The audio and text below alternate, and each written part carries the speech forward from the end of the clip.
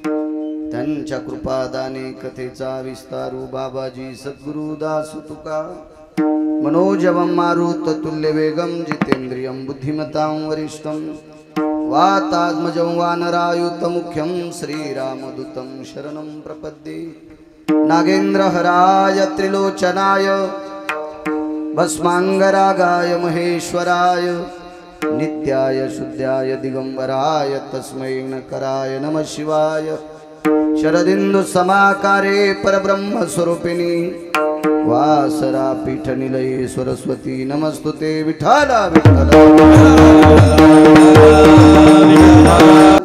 नारद जान नाम तितिक्षु तयाची आचरणी नमनगा जेने धर्म जितविलाची बळी तो संभाजी जान नवाळी कावतरला जयाची आकुळी या छत्रपतीची आचरण कमळी साष्टांग नमन करीत सो विठ्ठला विठ्ठला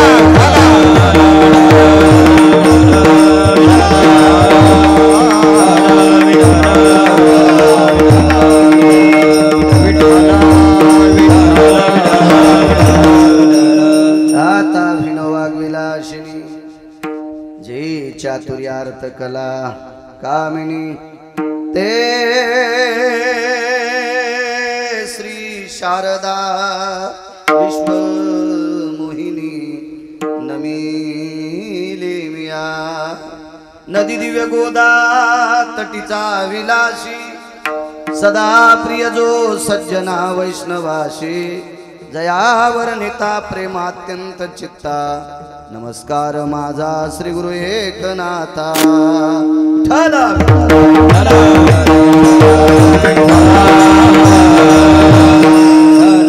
कायवान वाता न पुरे ही वाणी मस्तक चरणी ठेवी तसे थोरी वसांडिली आपुली परिचे नेने शिव कैसे लोखंडाची प्रस्तुत प्राप्त प्रसन्न निवडलेला अभंग विश्वमान्य विश्वभूषण विश्वाधिकार विश्वप्रिय चिन्मयी स्वरूप असणारी अधिकार संपन्न साधू श्रीमंत श्री जगद्गुरु तुकोबराय यांचा प्राप्त प्रसंगी निवडलेला अभंग विठाला प्राप्त प्रसंगी निवडलेला अभंग माझ्या तुकोबरायांचा आहे, देवतील मालकांचा आहे। मालक हे अभंगाद्वारे नमूद करतात की संतांचा महिमा वर्णन करत असताना माझी वाणी अपुरी पडते, त्यामुळे मी संतांच्या पायावर डोकं ठेवणं उचित मानतो। श्रीमंत श्री जगद्गुरु तुकोबरायची वाणी जर अपुरी पडत असेल तर त्या अर्थी संत किती मोठे असतात, तुकोबरायची वाणी किती पवित्र आहे, संत किती मोठे। मी जेवढा आशीर्वाद देताल तेवढा बोलण्याचा प्रयत्न करेल। शिव भोळा चक्र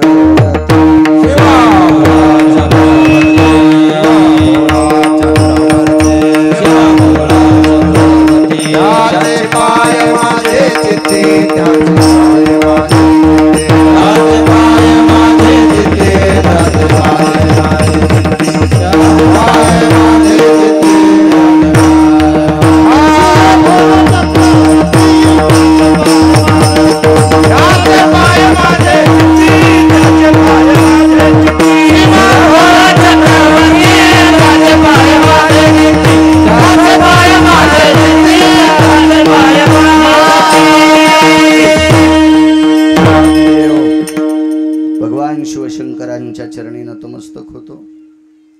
5 पर्वण्यापैकी आजची एक पर्वणी आहे। उत्तम शिवरात्री 5 पर्वण्या, उपवास 24 सांगितले आणि 5 पर्वण्या 29 उपवास वारकरी संप्रदायाने ज्ञानोबारायांनी सांगितले आणि एक उपवास सांगितला अर्ध, एक टाइम जेवून। बाकी ज्ञानोबाराय तुकोबारायांनी एकही उपवास सांगितलेला नाही, फक्त 29 उपवास पूर्ण एकादशी सारखे करायचे आणि एकच उपवास असा आहे तो अर्ध उपवास म्हणजे सोमवार। अशा 30 उपवासाच्या व्यतिरिक्त एकही उपवास असा ज्ञानोबाराय तुकोबाराय नामदेवराय चोखोबाराय नाथबाबा सावता महाराज शेना महाराज एकाही संतांनी याच्या व्यतिरिक्त उपवास सांगितला नाही। तुम्ही किती धरीत असताल ते तुमच्या मनाचा मोठेपणा असेल किंवा मूर्खपणा असेल। विठाला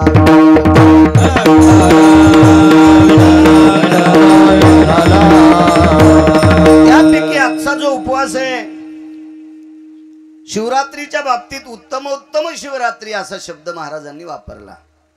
आजचा तो पर्व काळ आहे। प्रत्येकाला आजचा उपवास एखादा आजारी असेल व्याधीग्रस्त असेल असा जर सोडून दिला तर मराठवाड्यामध्ये शिवरात्र नाही असा हिंदूच्या कुळात माणूस सापडणार नाही। विठाला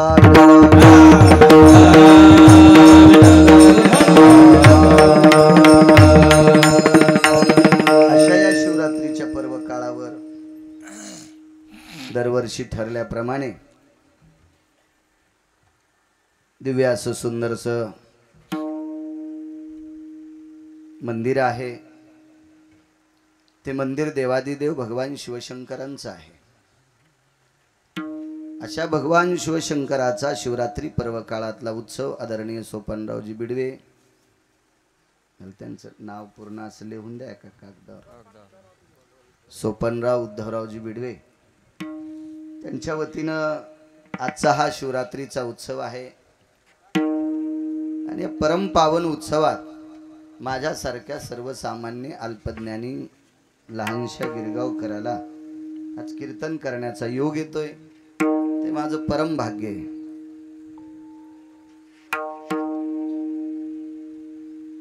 या 5-7 कार्यक्रम असल्यामुळे मला त्यांनी फोन केला, भाऊंनी 4-5 ठिकाणी जावं लागणार आहे, तर ते काही कीर्तनातून उठत नाही, पण योगायोग 5-6 ठिकाणी कार्यक्रम असल्यामुळे त्यांना जावं लागत आहे। मी तसं फोनवरही तुम्हाला सांगितलं। अभंग देहूतील मालकांचा आहे।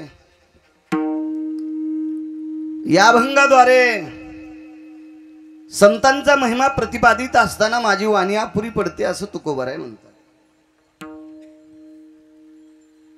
तुकोबारायाच्या वाणीचं माप काढायची कोणाची मायवी आली, किती उंच वाणी असेल ती। हरिभजनी हे ढवळिले जग, मोबाईल नव्हता, कम्प्युटर नव्हते, टीव्ही नव्हता, तरी महासत्ता असणारा देश अमेरिकेपर्यंत तुकोबारायांनी संप्रदाय नेऊन घातला। आता सगळं चालू आहे तरी 25% गाणे आहेत कीर्तनात.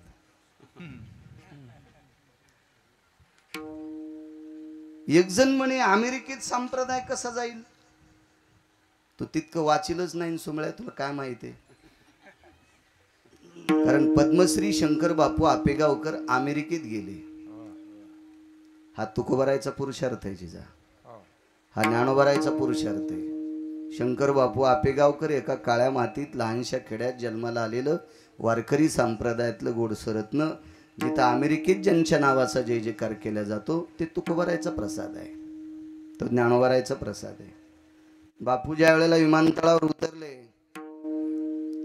त्यावेळेला बापूंच्या हातातला पकवात घेण्यासाठी हजारो माणसं धावले असतील, दिला नाही पकवात. वेगात सांगतोय. परत येताना विमानतळावर कार्यक्रम आटपल्यावर सोडताना पत्रकारानं प्रश्न केला, गुरुवर्य बापू तुम्ही आमच्याकडे पकवात का दिला नाही. बापूंच्या डोळ्याच्या कडा ओल्या झाल्या आणि विमानतळावर वाक्य वापरलं पत्रकार दादा, अरे आयुष्यभर पकवात खांद्यावर घेतला म्हणून तर अमेरिकेनं मला बोलवलंय. किती भक्तीचा सुगंध आहे वारकरी संप्रदायाचा. महासत्ता देश असणारा अमेरिका तिथपर्यंत वारकरी संप्रदायाच्या लहरी नेऊन पुरवल्या. या विश्वाच्या पाठीवर तुकोबारायच्या बाबतीत आणि छत्रपतींच्या बाबतीत बोलायचं झालं तर महासत्ता असणारा देश, उगवत्या सूर्याचा देश जपान, या देशामध्ये छत्रपती शिवाजी महाराजांना उगवता सूर्य म्हणून पदवी आहे. एवढा संप्रदाय विश्वभर पोचवला. त्या तुकोबारायची वाणी किती पवित्र असेल. आपल्या जिभेनं फार काय झालं तर एखाद्या दुकानाहून खताड गिताड उधार भेटन. गड्याला सांगितलं जा मग नाव सांग दुकानदाराला, तितकं देईल. पण दुकानदार हलणार नाही. 1,00,000-2,00,000 रुपयाचं देईन पण हलणार नाही. महाराज तुकोबारायच्या वाणीनं यम हालत होता. तुकाराम तुकाराम नाम घेता कापेय. एक पुरावा ऐका भाऊ, तुम्ही जा, तुम्हाला 2-4 कार्यक्रम येतं, 10 मिनिटात एक सांगतो पुरावा. बाकीची काळजी करू नका, कीर्तन कमी करत नाही.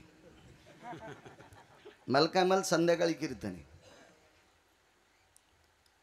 योग असा आला ज्यांचं नाव ऐकल्याच्या नंतर यम थरथर कापतोय, त्या नावात किती ताकद असेल. आपलं नाव जरी मोठं असलं, आप गए दुनिया डूब गई. आपल्या पश्चात आपल्या नावाचा काय विषय. फार काय झालं तर आपली पोरं धोरणात तिथं उरक पुण्यतिथ्या करतील. धोरण संपल्या आपले पोट्टेही पुण्यतिथ्या करीत नाहीत. एक जणांनी बापास समाधी रानात केली, रान चांद भाषाला ऐकलं, त्याने ते बेजे शिबी लावून समाधी खांदून फेकून दिली. किती दिवस राहील. महाराज चंद्र सूर्य तोपर्यंत तुकोबारायच्या नामाचा प्रकाश आहे. नुसता यम थरथर कापत नाही तर यमाला कामाला लावलंय. काळ गुलाम सलाम करी तुक या घरी राबतच. एवढी मोठी व्याप्ती तुकोबारायची. आणि तरी त्यांनी म्हणावं माझी वाणी अपुरी पडती, त्या अर्थी संत किती मोठे असतात. भगवान शिवजीला पवित्र गंगेचं पाणी घालून चिताभस्म अर्पण करणारा एक भक्त होता, एक संत होता, एक साधू होता. ग्रस्ती साधू आहे, लग्न केलेला होता. नित्यनेमानं देवाला स्नान घालायचं आणि चिताभस्म अर्पण करायचं. चिताभस्म म्हणजे मेलेल्या माणसाची राख. आपण एखाद्या माणसाला पेटवायला गेल्यावर घरी येऊन आंघोळ करतो. कारण हवनामध्ये विस्तवामध्ये ज्या वेळेला तांदूळ टाकतो, तूप टाकतो, गुळ टाकतो, समिधा टाकतो, त्यावेळेला त्याचं सुष्मीकरण होत असतं, त्यावेळेला आपल्या शरीराला शुद्ध करत असतं. आणि विस्त्यामध्ये भाऊ मासाचा तुकडा टाकला की त्याचा दूषित वायू होत असतो आणि तो वायू तुमच्या अंगावर पडलेला त्याच्याकरता स्नान करावं लागतं, असं विज्ञानही सांगते आणि पुराणही सांगते. विज्ञान काल परवा आलंय, पुराण आधीपासून आहे. पण ज्या वेळेला ती माणसाचं पूर्ण शरीर जळत असतं, तुका म्हणे रक्षा झाली आपोआप उजळला दीप गुरुकृपा, ती पवित्र होत असते आणि मग ती राख गंगेत टाकण्याच्या लायकीची होत असते, म्हणून गंगेत टाकत असतात. अशी राख चिताभस्म तो एक व्यक्ती भगवान शिवजीला लेप करत होता. रोज सकाळी स्नान करायचं, स्नान झालं की मशानभूमीत जायचं, मशानभूमीत गेलं की त्यानं तिथली ती पसाभर राख घ्यायची आणि घरी एक कोनाडा होता, त्या कोनाडा म्हणजे देवळीत, त्या देवळीत ती वाटी ठेवायची आणि त्याने आतमध्ये भगवान शिवजीला स्नान वगैरे घालायचं, पिंड पुसून काढायची आणि मग आवाज द्यायचा पत्नीला, लक्ष्मी भस्म घेऊन ये. आणि ती बाई अशी तात्काळ राहायची. मालकाचा आवाज आला की ती वाटी ती भस्माची घेऊन जात होती. ती काय अशी बाई नव्हती. 2-2 घंटे शिवजीला पाणी घालून तो रखपाप्याचा बाप उपाशीच ऑफिसला, अशी बाई नव्हती. ती नवऱ्यानं केलेला परमार्थ तिला प्राप्त होत होता. ती असं बाकी काही करतच नव्हती. आणि मला वाटतं ज्या बाईला आपलं जीवन साफल्य करायचं तिनं नवऱ्याला परमार्थात लावायचं. बऱ्याच बायका नवऱ्याला कापस सांभाळायला ठेवतात आणि ह्या सोहळ्यात जातात. अशा बऱ्यापैकी बायका आहेत, त्या त्यालाच सांभाळतात. खाल्लाकड्या पटीत वानेरला येतात बरं का, तू तिथंच राह. मला असं वाटतं अर्धा पण त्या न घाम गाळता जर घ्यायचा असेल तर नवऱ्याला कामाला लावायचं, परमार्थातल्या त्याला पाठवायचं. मालक कीर्तनाला गेले की घरी बसल्या बसल्या बायकोला अर्ध येत असते. ती सात्विक बाई होती. ती तिचं घरचं काम व्यवस्थित करायची आणि मालकानं आवाज दिला की भस्माची वाटी नेऊन द्यायची. कर्मणोगती. एक दिवस असा उजाडा, त्या गावात माणूस मरत नाही असा दिवसच नाही. पण योग असा आला की त्या दिवशी माणूसच मेला नाही भाऊ. आदल्या दिवशी आता चिता भस्म कोणाचं समर्पित करायचं. रिकामी वाटी कोणाड्यात ठेवली. नित्याप्रमाणे भगवान शिवजीला स्नान घातलं. ते दह्यानं असेल, दुधानं असेल, लोणी असेल, तूप असेल, थोडं प्रमाण असतं त्याच्यामध्ये, मध असेल, स्नान घातलं असेल. ती पिंड साळून का पुसून काढली आणि मग आवाज दिला, हे लक्ष्मी भस्म घेऊन ये ग, असा पहिल्यांदा आवाज दिला. तो आवाज ऐकल्याबरोबर बाई त्या भस्माच्या वाटीपाशी गेली, पण ती वाटी रिकामी होती. तिने विचार केला, मालकानं आवाज दिलाय भस्म घेऊन ये, आणि भस्म तर नाही वाटीमध्ये, चिता भस्म, मेलेल्या माणसाची राख. दुसऱ्यांदा आवाज दिला, घेऊन ये ग लक्ष्मी. आता मात्र ती थरथर कापत होती. खरं तर तुमची माझी बायको असती तर म्हणली असती, इतक्यानं आरडू नकोस, वाटीत काय नाही, इतक्या जोरात नकोस ओरडू, काय नाही त्या वाटीमध्ये. तुमची माझी बायको, मी तुम्हाला दगड टाकीत नाही, मी पण तुमच्यात, मी सुद्धा माणूसच आहे. 4-5 कीर्तन करतो म्हणजे लय विचार आहे काय, सगळी सारखीच आपण. 2 आवाज दिले. बाईने विचार केला, किती अवघड परिस्थिती, आज भस्म नाही, मालकाच्या लक्षात नसेल का आपण भस्म आणलं नाही, आणि मला कसं काय आवाज देतात. तिसऱ्यांदा आवाज दिला, लक्ष्मी घेऊन ये भस्म. दुःख तिला एका गोष्टीचं वाटलं, मालकाने भस्म आणलं नाही तरी भस्म घेऊन ये म्हणतात, पण आवाज 3 दिले आणि नवऱ्यानं 3 आवाज देऊनही जरी पाणी देत नसेल तर ती किती पापी असेल हा भाग सोडून द्या. पण धर्म सिद्धांत असा सांगतो, पतिव्रता धर्म असा सांगतो की मालकाचे 3 आवाज जर मातीत जात असतील तर पतिव्रता धर्म मातीत जात असतो. असा एक अरुंधतीच्या बाबतीत प्रसंग घडला होता. बसा बसा बसा बसा बसा बसा बसा बसा, एक टेकली की बसा का, बसा बसा बसा बसा.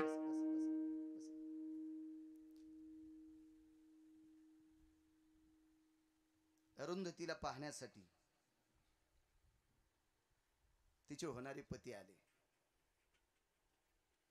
चूक बोलतोय, अरुंधतीचे वडील आणि अरुंधती होणाऱ्या मालकाकडे गेल्या. त्यांना काही प्रश्न करायचे होते. मी काही लग्न करण्यासाठी तयार नाही, आणि जरी बाबांचा आग्रह असल्यामुळे मी करते, पण माझे काही नियम आहेत, ते तुम्ही मान्य करत असाल तर मी तुम्हाला येऊन पुसते. आपल्यासोबत ज्याचं लग्न लागणार आहे त्या व्यक्तीनं भाऊ 3 चटाया टाकल्यात. तो होणारा नवरा आहे. एक सासऱ्याला टाकली, एक स्वतःला टाकली, आणि एक होणाऱ्या पत्नीला चटई टाकली, आणि आवाज दिल्याबरोबर सांगितलं बसा. रामेश्वर बुवा बसा म्हटल्याच्या नंतर सासरा बसला, स्वतः ती व्यक्ती बसली, पण होणारी बायको कशी बसेल, ती जुन्या काळातली स्त्री होती. दुसऱ्यांदा आवाज दिला, अहो बसा. तिने विचार केला, आपले होणारे पती आहेत, आपल्या वडिलांनी याच्याशी पाणी ग्रहण करायचं सांगितलंय, आणि यांनी आसन टाकल्याच्या नंतर आपण जर बसलं भाऊ तर सेवा घेतल्याचं पाप लागतंय, बसणार नाही. तिसऱ्यांदा आवाज दिला, अहो बसा की तुम्ही. त्या चटईवर जर बसलं तर सेवा घेतल्याचं पाप लागतं. एक आणि नाही बसलं तर नवऱ्याची आज्ञा मोडण्याचं पाप लागते 2. मग करायचं काय? तो पुरुषाचा अंग अर्धा असतंय. अर्धांगी पार्वती सुमनाच्या माळा अर्धांगी, किंवा वामांगी रकुमाई दिशे दिव्य शोभा अर्धांग पुरुषाचे. तिने एक हात त्या चटईवर टेकला नुसता आणि आपण स्वतः खाली बसली. खाली बसली याचा अर्थ नवऱ्याची सेवा घेतल्याचं पाप लागत नाही आणि त्याच्यावर त्या बाजूचा हात ठेवलाय म्हणजे आज्ञाभंग केली नाही. हे दोन्ही याच्यातून ती सुख मोकळी सुटते. तिला अरुंधती नावाची साध्वी म्हणतात. तसं संकट या धिवराच्या पत्नीवर आलं. तो कुळानं धिवर होता. आवाज दिला लक्ष्मी पाणी भस्मांग. तिनं कापूर काय असेल तो पेटवला आणि त्या कापरामध्ये जोहार करून घेतलं. तीन आवाज देऊनही आपली पत्नी भस्म आणत नाही. नंतर मंदिराच्या गाभाऱ्याच्या बाहेर आल्यावर त्याच्या लक्षात आलं काल कोणी मेलच नाही, त्याच्यामुळे पेटवलंच नाही, अंत्यविधी झालाच नाही. मग चिताभस्म कुठून? आणि मग लक्षात आलं आता करावं काय. त्यावेळेला तुळशी वृंदावनाच्या समोर आला. त्यावेळेला राखाचा ढिगल पडला होता. आणि मग लक्षात आलं आपल्या पत्नीनं स्वतःचं जोहार करून घेतलंय आणि त्याच्यामध्ये अशी वंजळ घातली आणि ती वंजळभर राख त्या कटोऱ्यात खापराच्या टाकली. ते आतमध्ये कटोरं नेऊन भगवानजीच्या शिवजीच्या समोर बसले आणि ते भस्म असं लावलं. महाराज भस्म लावल्याबरोबर ती एवढी साधना तपाला गेली तर प्रत्यक्ष जाज्वल्य भगवान शिवशंकर प्रगट झाले. उभं राहिले, त्याला आलिंगन दिलं, हृदयाशी हृदय लावलं आणि त्याला सांगितलं काय पाहिजे ते माग. पण योग असा आला आता त्यानं जी मुठभर भाऊजी राख उचलली होती त्या राखेमध्ये त्याच्या पत्नीचे काकणं जशाला तसे आलते. मोठ्या माणसांचं वाक्य सतीनं देखे आग्न, सतीनं देखे आग्न. काही काही वस्तू सतीच्या पतिव्रतेच्या जळत नसतात. रुक्मिणी नावाची एक स्त्री होऊन गेली. खानदेशमध्ये ढवळेवीर नावाचं गाव आहे. त्या ढवळेवीर नावाच्या गावामध्ये रुक्मिणी नावाची माऊली होऊन गेली. जीवनभर ज्ञानेश्वरी आणि गाथा वाचिला. याच्या व्यतिरिक्त तिळाची काही साधना केलेली नाही. हळदीचा डाग होता अंगाला आणि काय तो पती म्हणला असेल मला पसंत नाही, आमकं नाही, तमकं नाही. त्या दिवशी वडिलांकडे आली, जीवनभर गाथा आणि ज्ञानेश्वरी आपलंसं केलं आणि कालांतराने एके दिवशी जात राहिली. तिच्या गळ्यामध्ये तुळशीची माळ होती भाऊ. तिचा अंत्यविधी झाला. कितीतरी परिसरातले वारकरी लोक होते पण सावडायच्या दिवशी माळ तुळशीची दोऱ्यासह जशाला तशी सापडली. ढवळेवीर नावाच्या गावामध्ये आजही खानदेशमध्ये फक्त तिच्या माळीची समाधी. हाडं आपण मते विरून गेले, औषधाला हार सापडलं नाही. आज ती परिस्थिती आज बघायला भेटते. कासारवाडी नावाचं गाव आहे इथं गंगाखेडपाशी. वैकुंठवासी सद्गुरू मारोतराव महाराजांना ज्या बाईनं बऱ्याच दिवस भाकरी घातल्या तिचं नाव होतं जाईबाई. त्याही माऊलीला हळदीचा डाग होता. जीवनभर भगवंताची सेवा केली, वारकऱ्यांची सेवा केली. अंत्यविधी झाला. बऱ्यापैकी लोक काही नाव ठेवत असते, संख्या असती नाव ठेवणं, त्याला चारवाक म्हणत असतात. आपल्याच जन्माला येतात, आपल्या सोबत राहतात, आपल्यासारखे कपडे घालतात आणि आपले वाभाडे काढतात. या भडव्यांना चारवाक म्हणत असतात. अशी काही चारवाकांची संख्या होती. तिला नाव ठेवत होते हळदीचा डाग, आमकदाम, ज्ञानेश्वरी वाचते, संतांची सेवा करते, वारकऱ्यांना जीव घालते, असं नाना प्रकारचं वेतन केलं. पण तिच्या गळ्यामध्ये काळ्या मण्याची पोत होती. ज्या वेळेला तिचा अंत्यविधी झाला त्या माऊलीचा, त्यावेळेला राख सावडायच्या दिवशी जशाला तशी पोत सापडते. आज मारुतीरायाच्या मंदिरात त्या माऊलीची समाधी. मला तितकं वागावं लागेल. परिस्थितीला, या अवस्थेला जाण्यासाठी बाईनं तितकं वागावं लागेल, तितकी श्रद्धा सुद्धा लागेल, तितकं आपलं पुण्य सुद्धा लागेल. आपण सकाळीच उठून महादेवाची पूजा करतो पण फुलं दुसऱ्याची चोरीतो. जिनं झाड लावले तिला उठूच दिलं नाही, उठायच्या आधीच फुलं तोडले आणि महादेवाला वाहिले. माई पूजा झाली. अशी कशी पूजा? शेळीनं दाव सोड्यावर जशी कोणाच्या तुळशी पडती तशी तू उठली ना आंघोळ केली की दुसऱ्याची फुलं चोरायली. चोर सोसायटीचे अध्यक्ष ही पूजा कशी होईल तुझी? नाही. कारण आपण जी साधना करतो का ही देवाला आवडली पाहिजे. आपल्या मनाला आवडणारी साधना ही तुमच्या मनापुरती झाली, पण विश्वाच्या मालकाला आवडती ती खरी साधना असते. या स्त्रीने जोहार करून घेतलं आणि ती मुठभर राग भगवान शिवजीला चिताभस्म म्हणून समर्पित केला आणि शिवजी प्रगट झाले. त्या देवराला सांगितलं तुला काय पाहिजे? वेळ भेटला तर संध्याकाळी शिवलीला अमृत वाचा. जिला वाचता येत नाही तिनं नातवाला नातीला वाचायला लावा. ऐका तो अध्याय धिवराचा, लक्ष येईल तुम्हाला किती मोठा गोडसा प्रसंग आहे. आणि भगवान शिवजी प्रगट झाले आणि विचारलं तुला काय देऊ? म्हणले देवा आस्थागत आतापर्यंत चिताभस्म समर्पित करायचा नियम माझा मोडलाच नव्हता आणि आज तो भाऊ मोडणार होता. आज तो चिताभस्म समर्पित करायचा नियम मोडणार होता. पण तो नियम न मोडू द्याचं काम माझ्या धर्मपत्नीने केलं, जी माझ्या नावानं कुंकू लावते. तिनं आज तो नियम माझा पतीचा चालत राहावा म्हणून स्वतःच्या शरीराचं भस्म केलं आणि मला तुम्हाला समर्पित करायचा योग आला. मला एकच देऊन टाका, मला ती माझी पत्नी पुन्हा द्या. हातातून पडलेल्या बांगडीतून पुन्हा ती स्त्री तयार झाली आणि पुन्हा मालकाची सेवा. सज्जनो, महाराज निष्ठेनं भगवान शिवशंकराची केलेली सेवा. महाराज यमधर्म सुद्धा ठणठण ओरडतोय. त्यानं सांगितलं शिवजीला, आमच्या पदाला काय किंमत आहे? आयुष्य संपल्याच्या नंतर माणसं मारा म्हणता आणि मेलेल्याही जळालेल्या माणसाला पुन्हा उठून बसवता, आमची काय अवस्था? भगवान शिवजीनं सांगितलं, वेड्या, हे सगळ्यांकरता नाही रे, गेल्याच्या नंतर हे सगळ्यांकरता नाही रे. अरे या साधनेतली पतिव्रता आहे आणि त्या साधनेतला तो शिवभक्त आहे. अशा जर अवस्थेतली पतिव्रता असेल आणि अशा अवस्थेतला जर तो भक्त असेल तर तुकोबाराय म्हणतात, मी त्याचं वर्णन काय करू?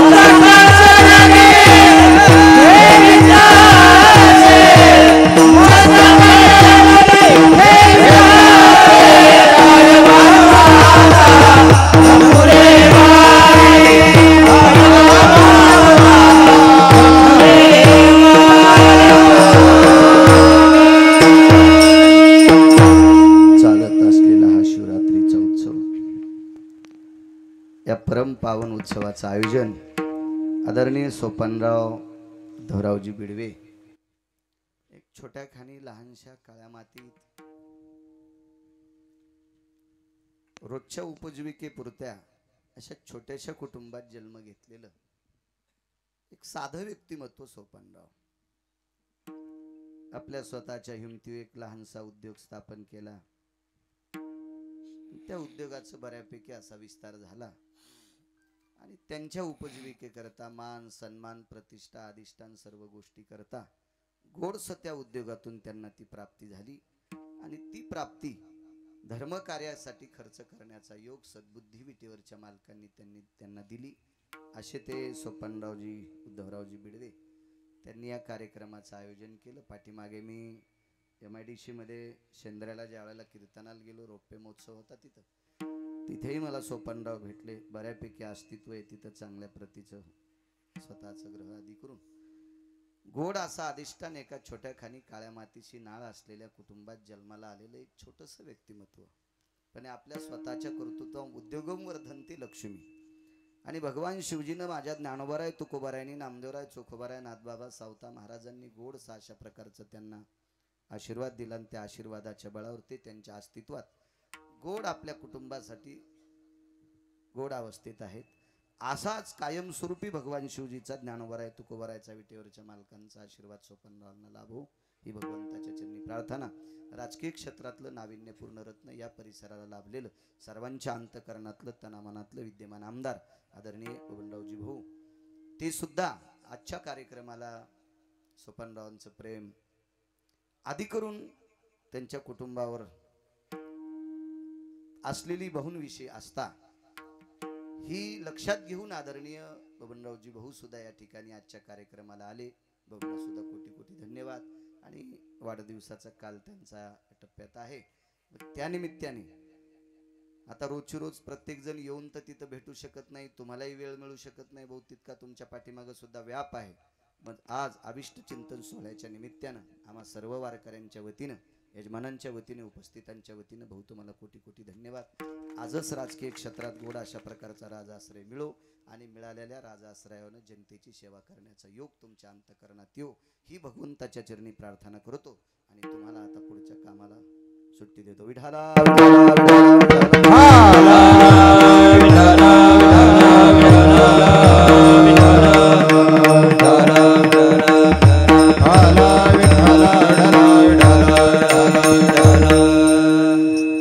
योग असा आला. किती संत मोठे आहेत. उपस्थित कार्यक्रमाचं हे एवढं मोठं गुणीजनांचं आयोजन करण्याचा योग आदरणीय वारकरी संप्रदायातले एक जुनाट रत्न वैष्णव टाळकरी आमचे तुकारामजी जिजा गोड अशा प्रकारचं नियोजन जिजांनी केलं स्वपनरावांच्या वतीने. जिजा तुम्हालाही धन्यवाद. आदरणीय गायन क्षेत्रातलं तज्ज्ञ रत्न. मला असं वाटतंय भाऊ एखाद्या वेळेस काकडे महाराजांचा एखादा गुणगौरव सोहळा तुमच्या अध्यक्षतेत करावा. कारण या महाराष्ट्राच्या मी समाज खूप फिरलो. 5,500 गावापेक्षा जास्त फिरलोय. एकदा गेलेलं गाव सांगतोय. एवढं फिरून बऱ्यापैकी गायन क्षेत्रातली रत्न पाहिले. कीर्तनात 10 फुटाच्या पुढची दृष्टी ज्याची नाही असा एक सात्विक वारकरी आणि मुद्देसूद गायन क्षेत्रातलं तज्ज्ञ रत्न. समज गायन कसं असावा काय असावं. मला गाता जरी येत नसेल, भजे सगळ्यांना तळता येत नाहीत पण नरम झालेले सांगता येते. आहे की नाही आश्रम अप्पा? सगळ्याला थोडेच भजे तळता येतात पण नरम झालेले सांगता येत असतात. तसं मला गाता जरी येत नसेल तरी चांगलं कळते. सरगम कुठं असावा, नोटेशन काय असावा, अमक कसा असावा, काय दिल्यावर काय असावा. उगच काहीतरी कसं तरी एखाद्या वेळेस ऐकावं लागतंय. पण मुद्देसूद आणि काटेकोरपणाने मला असं वाटतं हजारो विद्यार्थी घडवायचं जे केंद्र असेल, अशी वाणी असेल, असे आमचे आदरणीय शिवाजी महाराज काकडे आणि आपल्या परिसरातले आपल्या तालुक्यातले भाऊ एखाद्या वेळेस जर आयोजन केलं तर गुणगौरव सोहळा त्यांचा आपण गायन क्षेत्रातला एक वारकरी म्हणून करू तुमच्या अध्यक्षतेत. आणि चांगलं होईल.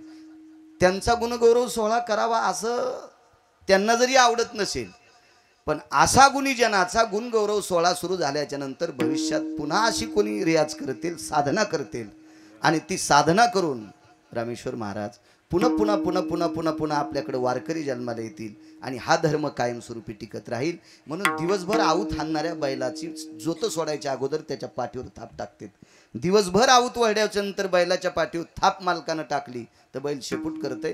बैलाला सुद्धा थाप आवडती, माणसाला का आवडत नाही. असं जर झालं तर गोड होईल. तसेच आमचे मारुती आबा गायन क्षेत्रातलं तज्ज्ञ रत्न, त्यांच्या बाजूला आमचे बंडू महाराज आणि आमचे बळीराम महाराज आणि आकाश महाराज कीर्तनकार सातोनकर, आदरणीय अशोक महाराज असतील, चतुर्भुज महाराज असतील. मस्तक माझा पायावरी या वारकरी संतांच्या उपस्थित आज बरेच अशोकरावजी सुद्धा आलेले आहेत, शिवाजी भाऊ आहेत, 1 मिनिट, असराम आप्पा आहेत, चे बालू काका आहेत, आदी करून बरीच सर्व मंडळी आहे. सर्वांना उपस्थित पंचक्रोशीतून आलेला श्रोतावर्ग तुम्हा सर्वांना प्रणाम करतो. 2 मिनिटं भाऊ मनोगत व्यक्त करा. बरं चला चला करा सर करा.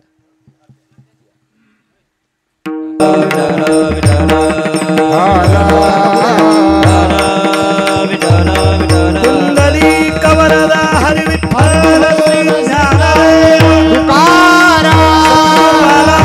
स्वामी महाराज पार्वती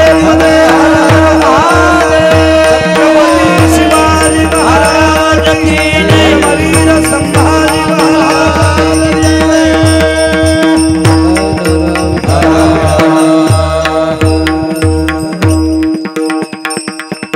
काय संतांचा महिमा आहे.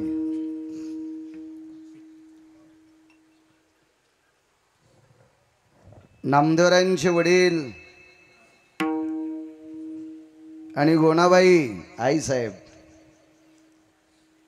सकाळी लवकर नित्यनेम आटपला आणि नामदेवरायांच्या वडिलांनी नामदेवरायांना सांगितलं, नामा जी बाबा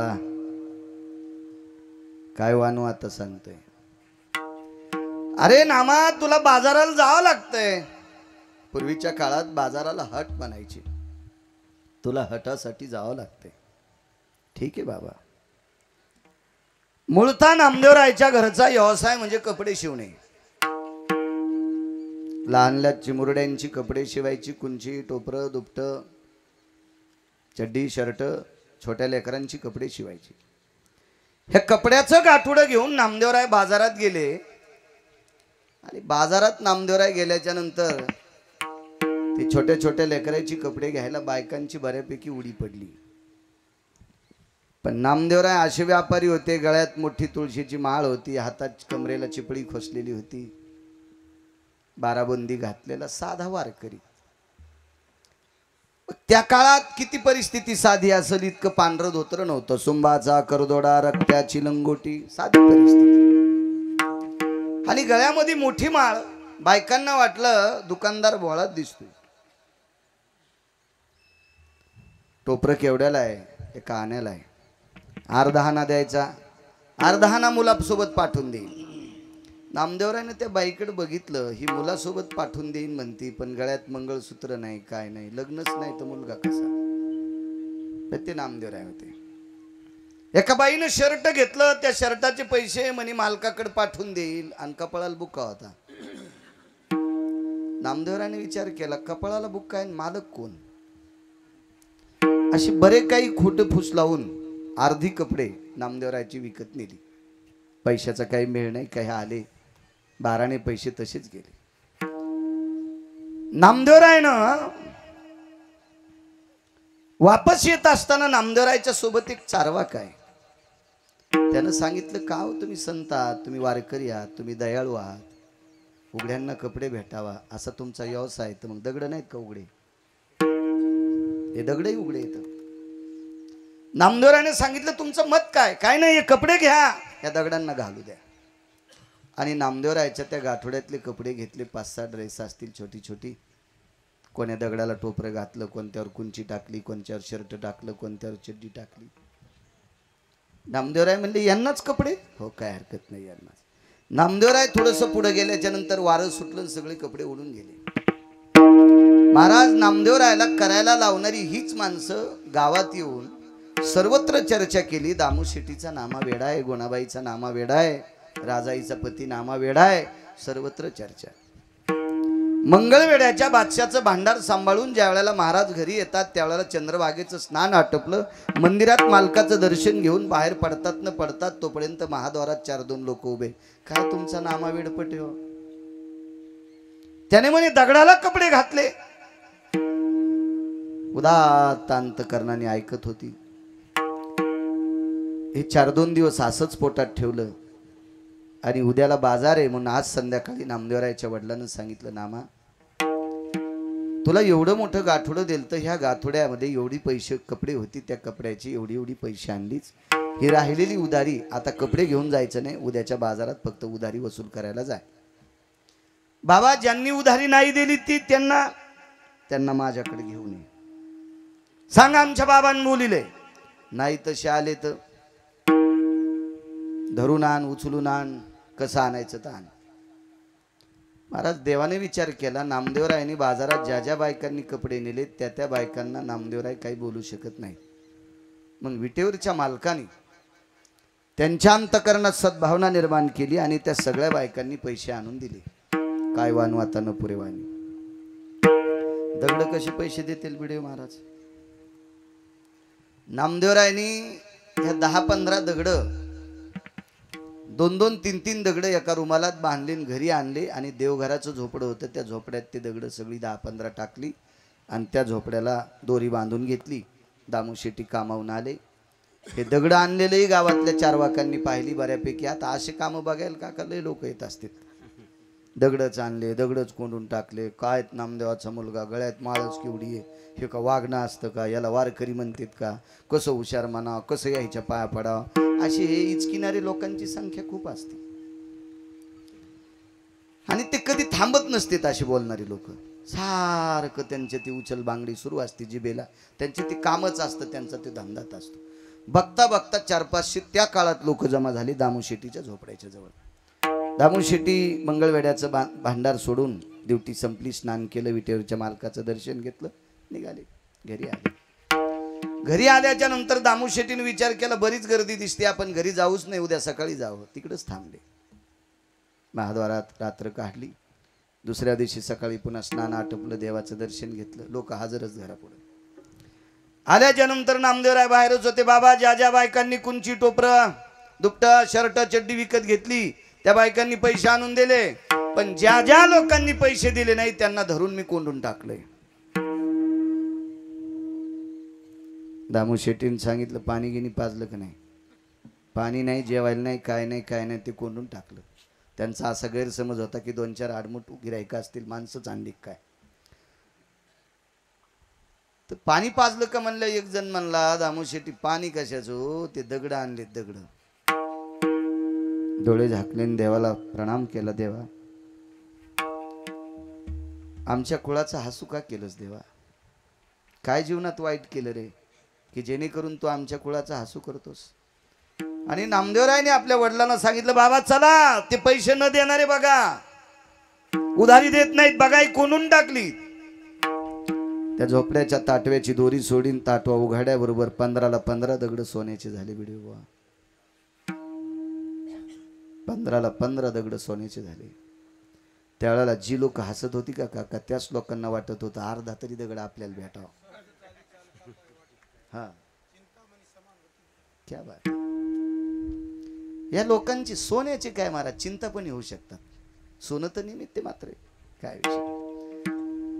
आणि ते दार उघड्याबरोबर सगळी दगड सोन्याची झाली. दामू शेट्टीनं सांगितलं नामा हे विघ्न कशाला आपल्या घरात? हे जिथून आणलं होतं तिथं नेऊन टाका. नामदेव महाराज ज्या डोंगरावर दगड टाकायला चालले त्या डोंगरावर हे गावातले हसणारे लोक आधीच जाऊन बसले. दगड टाकला की आपणच घ्यायचा. आपण नामदेवरायाच्या हातातून दगड सोन्याचा खाली पडला की ते दगड होत होता, आणि त्याईनं हातात उचलून घेतला की ते सोन्याचा होत होता. ही निष्ठावंत नामदेवरायांची ताकद होती महाराज. आणि ते तुकोबाराय जगद्गुरु तुका अवतार नामयाचा. आणि त्या तुकोबारायांनी म्हणावा आम्ही ज्या कुळात आहे यांनी या संतांनी हात लावल्याबरोबर दगडाचं सोनं होतंय. एवढी व्याप्ती ज्यांच्या जीवनात आहे त्यांच्या काय काय म्हणून वर्णन करावा, म्हणून पाय ठेवणंच उचित मानतो. म्हणून पहिल्या कडव्यात काय मानू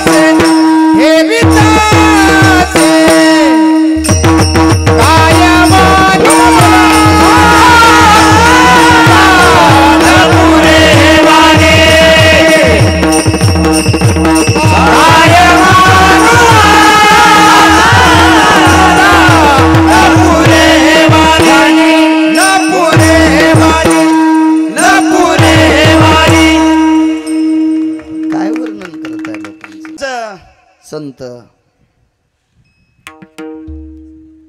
महाराज वैराग्याचं टोक ज्याच्या पुरी जन्माला आलं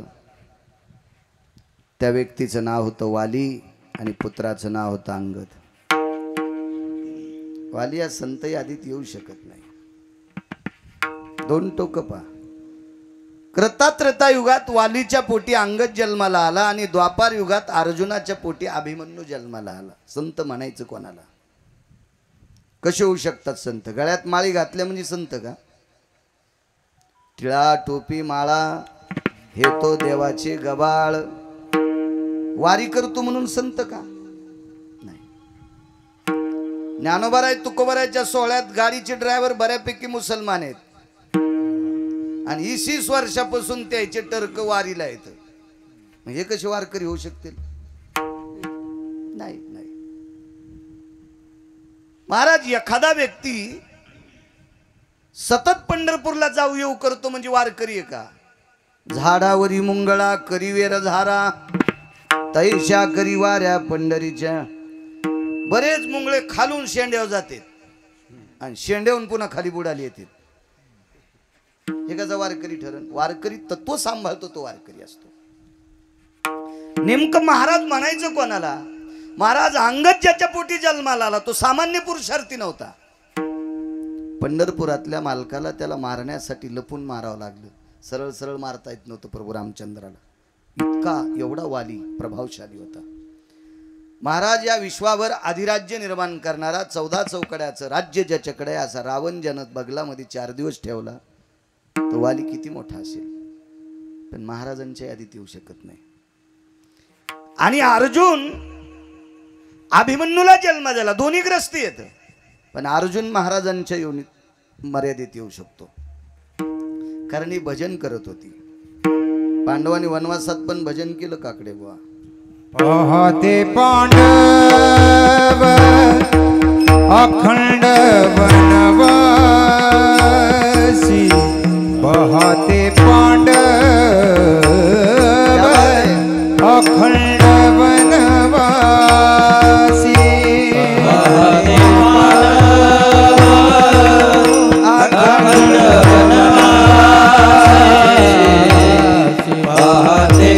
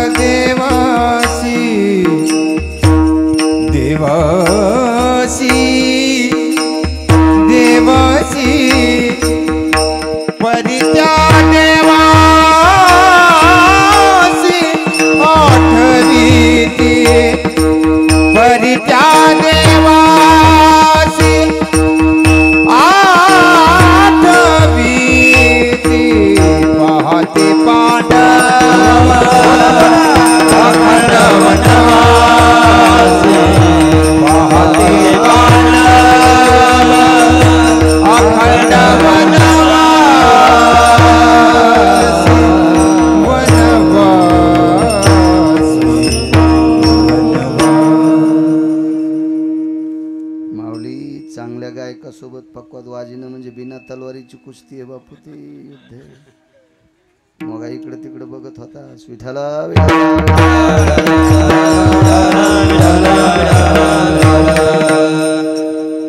हे यायचं गाणं म्हणजे सोन्याचं दुकान आहे राजा. आपलं चलत तिकडे जलक दिखला आजा. चांगली चांगली माणसं असतात. पांडव वनवासात भजन करत होते. काय वाणू आता न पुरे वाणी. विराट राजाच्या घरी नष्टचर्या चालू. नष्टचर्या म्हणजे रामेश्वर बा अत्यंत भिकारचोट काम. खाली पडलेलं नष्टचर्या. किती मोठा धर्मराजा. या पवित्र भारत देशाचा राजा. पण हिसाब करायला बसावं लागलं. चार्टेड अकाउंटंट कंक. किती मोठा तो. काय भीमाचा पुरुषार्थ असल. तिथे कडीला वडनाला फोडणी द्यावा लागली. ज्या बाईला 48,324 दाशा होत्या तिला शेण काढावं लागले. महाराज या देशाच्या राजाचे भाऊ गाई आणि बैल सांभाळायला होते, घोडे आणि गाई, बैल घोडे गाय, नकुल सहदेव. पहा साधूचा पुरुषार्थ. विराट राजाच्या घरी अर्जुन आला, पांढऱ्या रंगाची साडी नेसावं लागली. अर्जुनासारखा पुरुषार्थी जगात कोणी नाही. नर आणि पंढरपुरातला मालक नारायण. आपण अर्जुनाच्या यादीत का नाही? देव सुद्धा अर्जुनाच्या यादीत का नाही? कारण आपल्या छातीवर वक्षस्थळावर खोटे का होत नाही, स्तन आहेत, त्या अर्जुनाला नव्हते.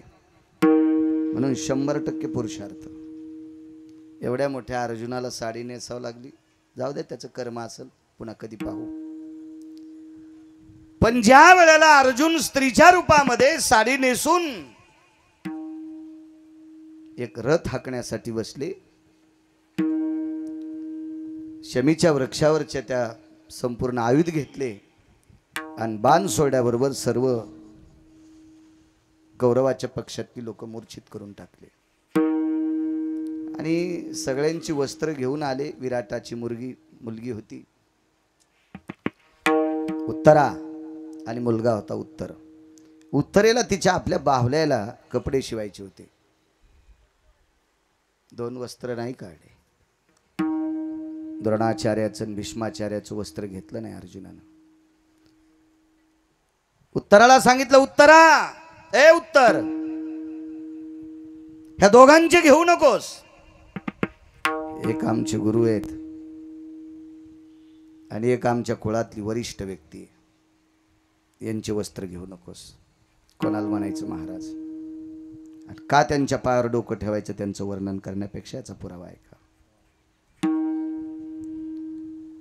विराट राजाला आनंद वाटला. ते 12 महिने संपून गेलते. 2.5 पावणे 3 दिवस शिल्लक होते. पंढरपुरातल्या मालकानं सरस्वतीची विनंती केली आणि सरस्वतीला सांगितलं, पंचांगातल्या अक्षराचा बदल कर, त्याला 13 दिवसाचा 15वाडा म्हणतात. नाही तर ते 2.5 दिवस पांडवाला पुन्हा 12 वर्ष वनवास आणि 1 वर्ष अज्ञातवास झाला असता. कृपा मालकाची. विराट राजा प्रसन्न झाला आणि प्रसन्नपणात अर्जुनाला सांगितलं, अर्जुना, माझी उत्तरा तुम्हाला देऊन टाकतो. उत्तर पुत्र होता आणि उत्तरा कन्या होती. मला साधू तो कसं आहे ते लक्षात घ्या. अर्जुनाने विराट राजाच्या मुखारविंदातला शब्द ऐकल्याबरोबर अर्जुनाच्या डोळ्याच्या कडा ओल्या झाल्या आणि विराटाला सांगितलं, राजन, बाप 2 असतात. ज्यानं जन्म दिलाय तो एक बाप असतो आणि ज्याने विद्या दिली तो एक बाप असतो. आपल्यासाठी गुरुजी आपला पिता असतो. ज्यानं जन्म दिलाय तो बाप असतो आणि ज्याने विद्या दिली तो एक सुद्धा बाप असतो. गुरु हा बापा समान असतो. आणि मी उत्तरेचा गुरु आहे अप्पा.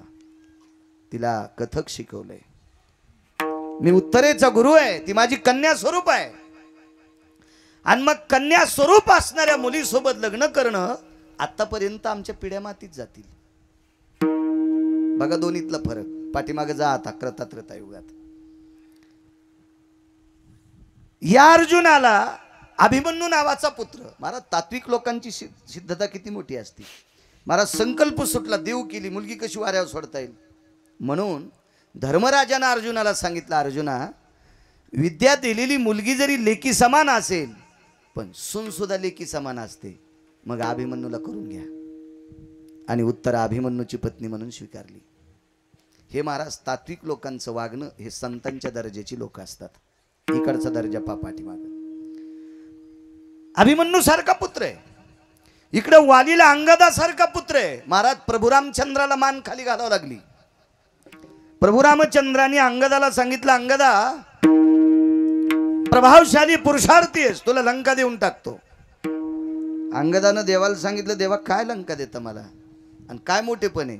अरे, रावण मेल्याशिवाय लंका भेटती का? रावण मारायला तुम्हाला कठीण आहे प्रभू, आमच्यासाठी फार सोपं आहे. माझ्या बाबानं रावणाला 4 समुद्राच्या आंघोळी करूस तर बगलात ठुलतं आणि रावणाच्या नाभिकमळात बाण मारला की रावण मरणार हेही माहीत होतं. पण आमच्या बाबानं सगळाच जर रावण दाबला असता तर बेंबी फुटली असती. रावण त्याच वेळेला मेला असता. लंकेचं राज्य वालीकडे आलं असतं आणि वालीच्या पश्चात राज्य मला प्राप्त झालं असतं, हे आम्हाला काय नकोय म्हणले, आम्हाला जीवनभर तुझं भजन करायचं. तरी पण एवढा पुरुषार्थी अंगद असताना वाली हा पारमार्थिक योगात का येत नाही, त्याला मारावं का लागलं, असं श्रुतीला ज्या वेळेला प्रश्न केला त्यानं स्वतः विचारलं श्रुतीला. इथं अर्जुनाची ही ख्याती वाढते. अर्जुनाला मोठी मोठी लोक मानतात. अर्जुन झोपी गेल्याच्या नंतर त्याच्या अंगावरचे रोम कृष्ण कृष्ण म्हणतात. त्यानं अभिमन्यूला जन्म दिलाय द्वापार युगात. मी अंगदासारख्या व्यक्तीला जन्म दिलाय. महाराज विश्वाच्या मालकानं ज्याच्या पुढे मान खाली घालावा एवढा पुरुषार्थी माझा अंगद नावाचा पुत्र आहे, पण मी साधूच्या यादीत का येत नाही. तर अर्जुन साधूच्या येण्यासाठी बहुती तपश्चर्या ते वागणं होतं. आणि वालीची तपश्चर्या का भंग, तर वालीनं लहान्या भावाची पत्नी हरण केली. तुम्ही नका पंढरपूरला जाऊ, नका पैठणला जाऊ, नका देहूला जाऊ, नका आळंदीला जाऊ. ज्याला उस पायत कळतंय ते जगातला एक नंबरचा वारकरी. तुम्ही किती मोठ्याल्या माळी घालान, काही करान, कुठून इथून गंध इथरोक लावा, पुन्हा आडवे पण लावा, काय करायचं असेल ते करा. तुम्हाला नियम पाळता येत नाही, तुम्ही संप्रदायात नाहीत. श्रुतीनं सांगितलं, श्रुती ही जगातली पहिली पत्रकार आहे. तिनं वालीला सांगितलं, वाली महाराज, लहान्याला मोठ्या भावाची पत्नी आई समान असावा आणि लहान्याला नीतिसूत्राच्या श्रुतानुसार मोठ्याला लहान्याची पत्नी ही लेकी समान असावा. आणि लेकी समान असणाऱ्या सुग्रीवाच्या पत्नीला ज्यानं हरण करावा तो वारकऱ्याच्या यादीत नाही, तो महाराजाच्या यादीत नाही. महाराजाच्या यादीत पांडव होते. महाराज किती मोठा पुरुषार्थ त्यांच्या जीवनात.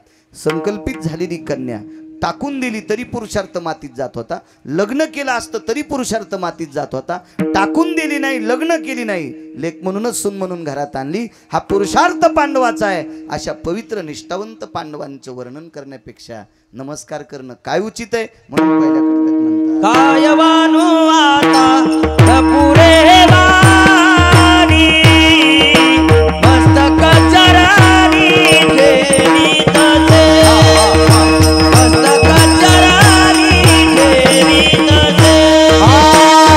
कायवानु आता पुरे वाणी मस्तक चरानी ठेवी तसे, मस्तक चरानी ठेवी तसे. महाराज संतांच्या या वारकऱ्यांच्या या पुरुषार्थी लोकांच्या चरणावर डोकं ठेवणं उचित. एक प्रसंग ऐका, तुम्ही ऐकला असेल नसेल तरी पण ऐका.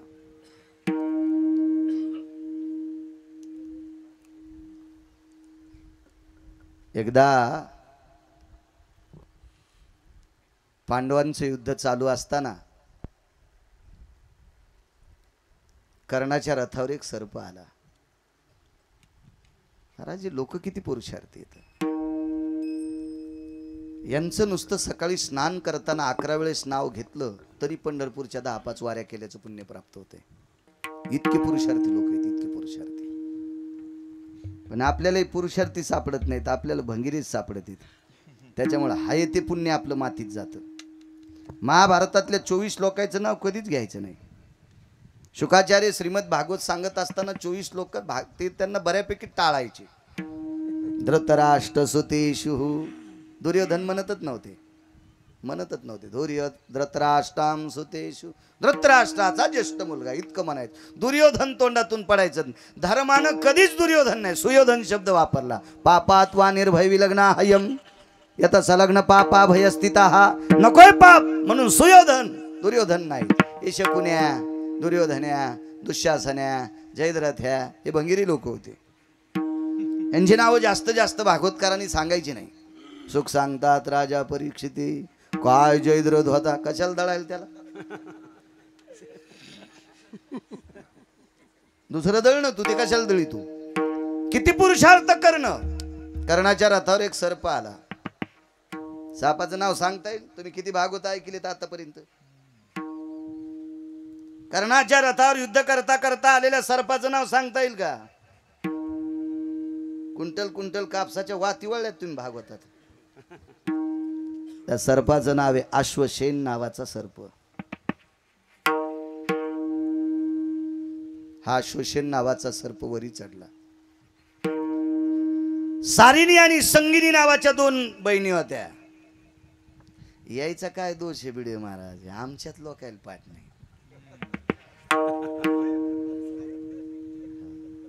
कारण काय झालंय, आमचं भागवत पाहून वाचू सांगायचं असतंय. इथे सुख सांगतात राजा परीक्षिते,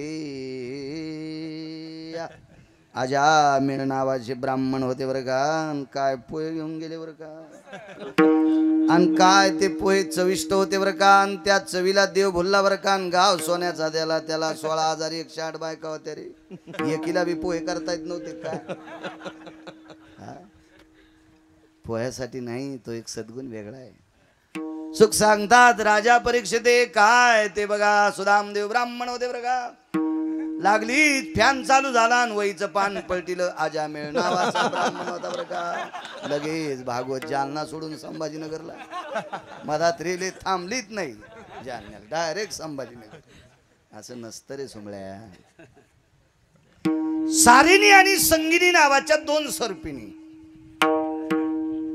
महाराज, काही देवाला सुद्धा लाजवतील इतकी पुरुषार्थी लोक होऊन गेली, देवाला सुद्धा. सारिणीचा पुत्र अश्वसेन, सारिणी नावाच्या सर्पिणीचा पुत्र अश्वसेन. इतकाच लक्षात घ्या. संगिनीचं पुन्हा पाहू कधीतरी. सगळ्या गोळ्या एकखट्या घेतल्यावर ॲक्शन येत असते. इथं कोणी भागवत सांगत असेल त्याने हे भागवतात पाहायचं नाही बरं का, पुन्हा माझ्या नाव अंधगड फोडतात. इति श्रीमद भागवते पुराणे नैवम गिरगावकर कथितम को भवा, हा हा नुसता हा हाच होऊन जाईल. दुसरीकडे पहा काहीतरी, त्यासाठी वेगळी पुराण आहे, पण प्रसंग भागवतातला आहे. सारिणीचा पुत्र अश्वसेन नावाचा सर्प कर्णाच्या रथावर चढलाय. युद्ध अर्जुनाचं आणि कर्णाचं चालू आहे. मग अर्जुनाच्या रथावर का दिलं नाही, कारण अर्जुनाच्या रथावर अग्नीचं अस्त्र होतं, आणि अग्नीच्या ठिकाणी सर्प टिकत नाही. कर्णाकडे गेला आणि कर्णाच्या कानात आवाज दिला, राजा तुला जर इंद्रप्रस्थाचं हस्तनापूरचं राज्य पाहिजे असेल तर मला मदत कर. मला अर्जुनाच्या रथावर जाता येत नाही. आप्पा इमानदारी किती होती पान, त्याला राजे म्हणतात. मला अर्जुनाच्या रथावर जाता येत नाही, पण अर्जुनाला मारण्याची ताकद माझ्यात आहे, तुझ्यात नाही. काय करावं लागेल, तुझ्या बाणावर मला बसू दे, आणि तुझ्या वेगानं बाण मारल्याच्या नंतर मी त्या बाणाच्या सोबत अर्जुनाच्या अंगावर जाईन आणि अर्जुनाला चावन. दोघांचे शत्रू एकच येत. अश्वसेन सर्पाचा शत्रू अर्जुन आहे, आणि कर्ण महाराज तुम्ही कौरवाच्या पक्षात असल्यामुळे तुमचा एक शत्रू अर्जुन आहे. जय प्राप्त होईल, चंद्र सूर्य तोपर्यंत नाव राहील. अर्जुनान काय सांगावं, कर्णान काय सांगावं, कुटील, नालायक, हरामखोर. अरे सुराचं बाहुत्व, सुराचं वर्षत्व त्याच्या बाहुत असते. तुझ्यासारख्या किरडाला हातात घेऊन युद्ध नाही करणार. चल उतर खाली. श्रुतीने विचारलं अश्वसेन सर्पाला, कर्ण हा लढतोय विरोधात म्हणून शत्रू आहे, तुझा शत्रू का? सारिणी नावाची सर्पिन, हवन चालू होतं. ती सावित्री नावाची सर्पिन तिथला प्रसाद ग्रहण करण्याकरता आली, आणि चुकून अर्जुनानं तारुण्याच्या वयात एक चूक केली. अर्जुनानं बाणाच्या टोकावर ती सर्पिन उचलली आणि फेकल्याबरोबर ती सर्पिन हवनात पडली. पण तिच्या पोटातून जो पुत्र पडला तो अश्वसेन नावाचा सर्प आहे.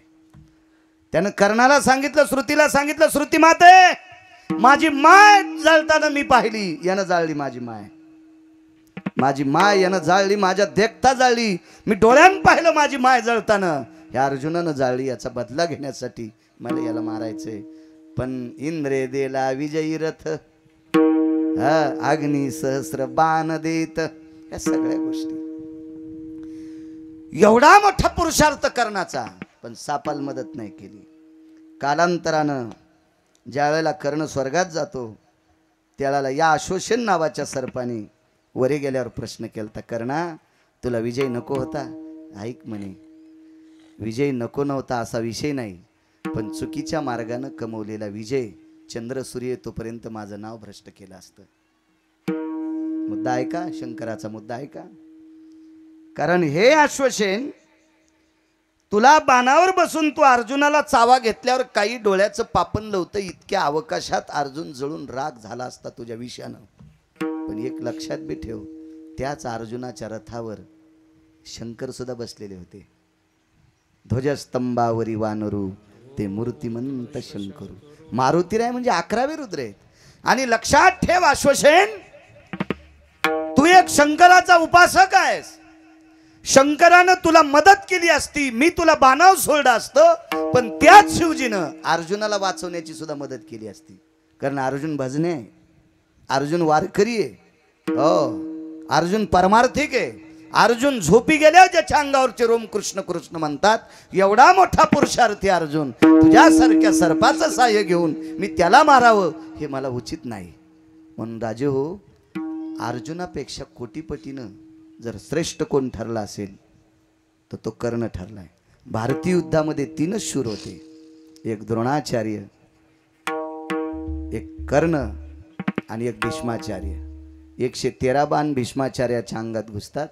त्यावेळेला शेवटचं दर्शन घेण्यासाठी ज्या वेळेला कर्ण येतो, कर्णाला शेवटपर्यंत भीष्माचार्यानं सुतपुत्र म्हणून हिनवलं. आणि आज पायाला स्पर्श झाल्याबरोबर विचारलं कोण? राजकारणातल्या 2 नंबरच्या डॉननं सांगितलं, विदुर काकानी, पितामह आपल्या दर्शनाकरता कर्ण आलाय. मान वरे केली, डोळ्याने पाहिलं, डोळ्यातून टपटप पाणी पडलं आणि कर्णाला सांगितलं, कर्णा, हे कर्णा.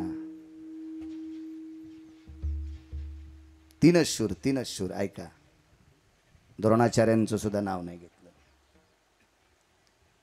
द्वारकाधीश कृष्ण परमात्मा, चुकून शब्द पडला, वापस घेतो माझा मी, कारण भानगड कॅमेऱ्यामुळे होती. हे दुसरीकडे ऐकत आहे तुम्ही. मी सांगताल ते पूर्व काळ मानता, पण मलाही माझ्यापेक्षा अभ्यास करणारा कोणी बाप भेटन ना. त्यावेळेला ते म्हणून गिरगावकर चुकलाय, असं नकोय. 1 नंबरचा शूर कोण असेल तर पंढरपुरातला मालक होता, पितामह भीष्माचार्य. आणि भीष्माचार्यानं सांगितलं, आमच्या दोघांच्या तराजूत बसणार फक्त तूच आहेस. त्यावेळेला अर्जुनाच्या लक्षात आलं, आपलं कुठं फुटकं गाडगय. महाराज, अर्जुनालाही मान खाली घालायला लावावा एवढा पुरुषार्थ करण्याचा, पण सत्य बोले मुखे दुखवे आणि काच्या दुखे. काय मोठी व्याप्ती होती महाराज या लोकांची. आणि असा ज्याचा निष्ठावंत भाव आहे, बिनचूक ज्याचा कारभार आहे, कायवानो आता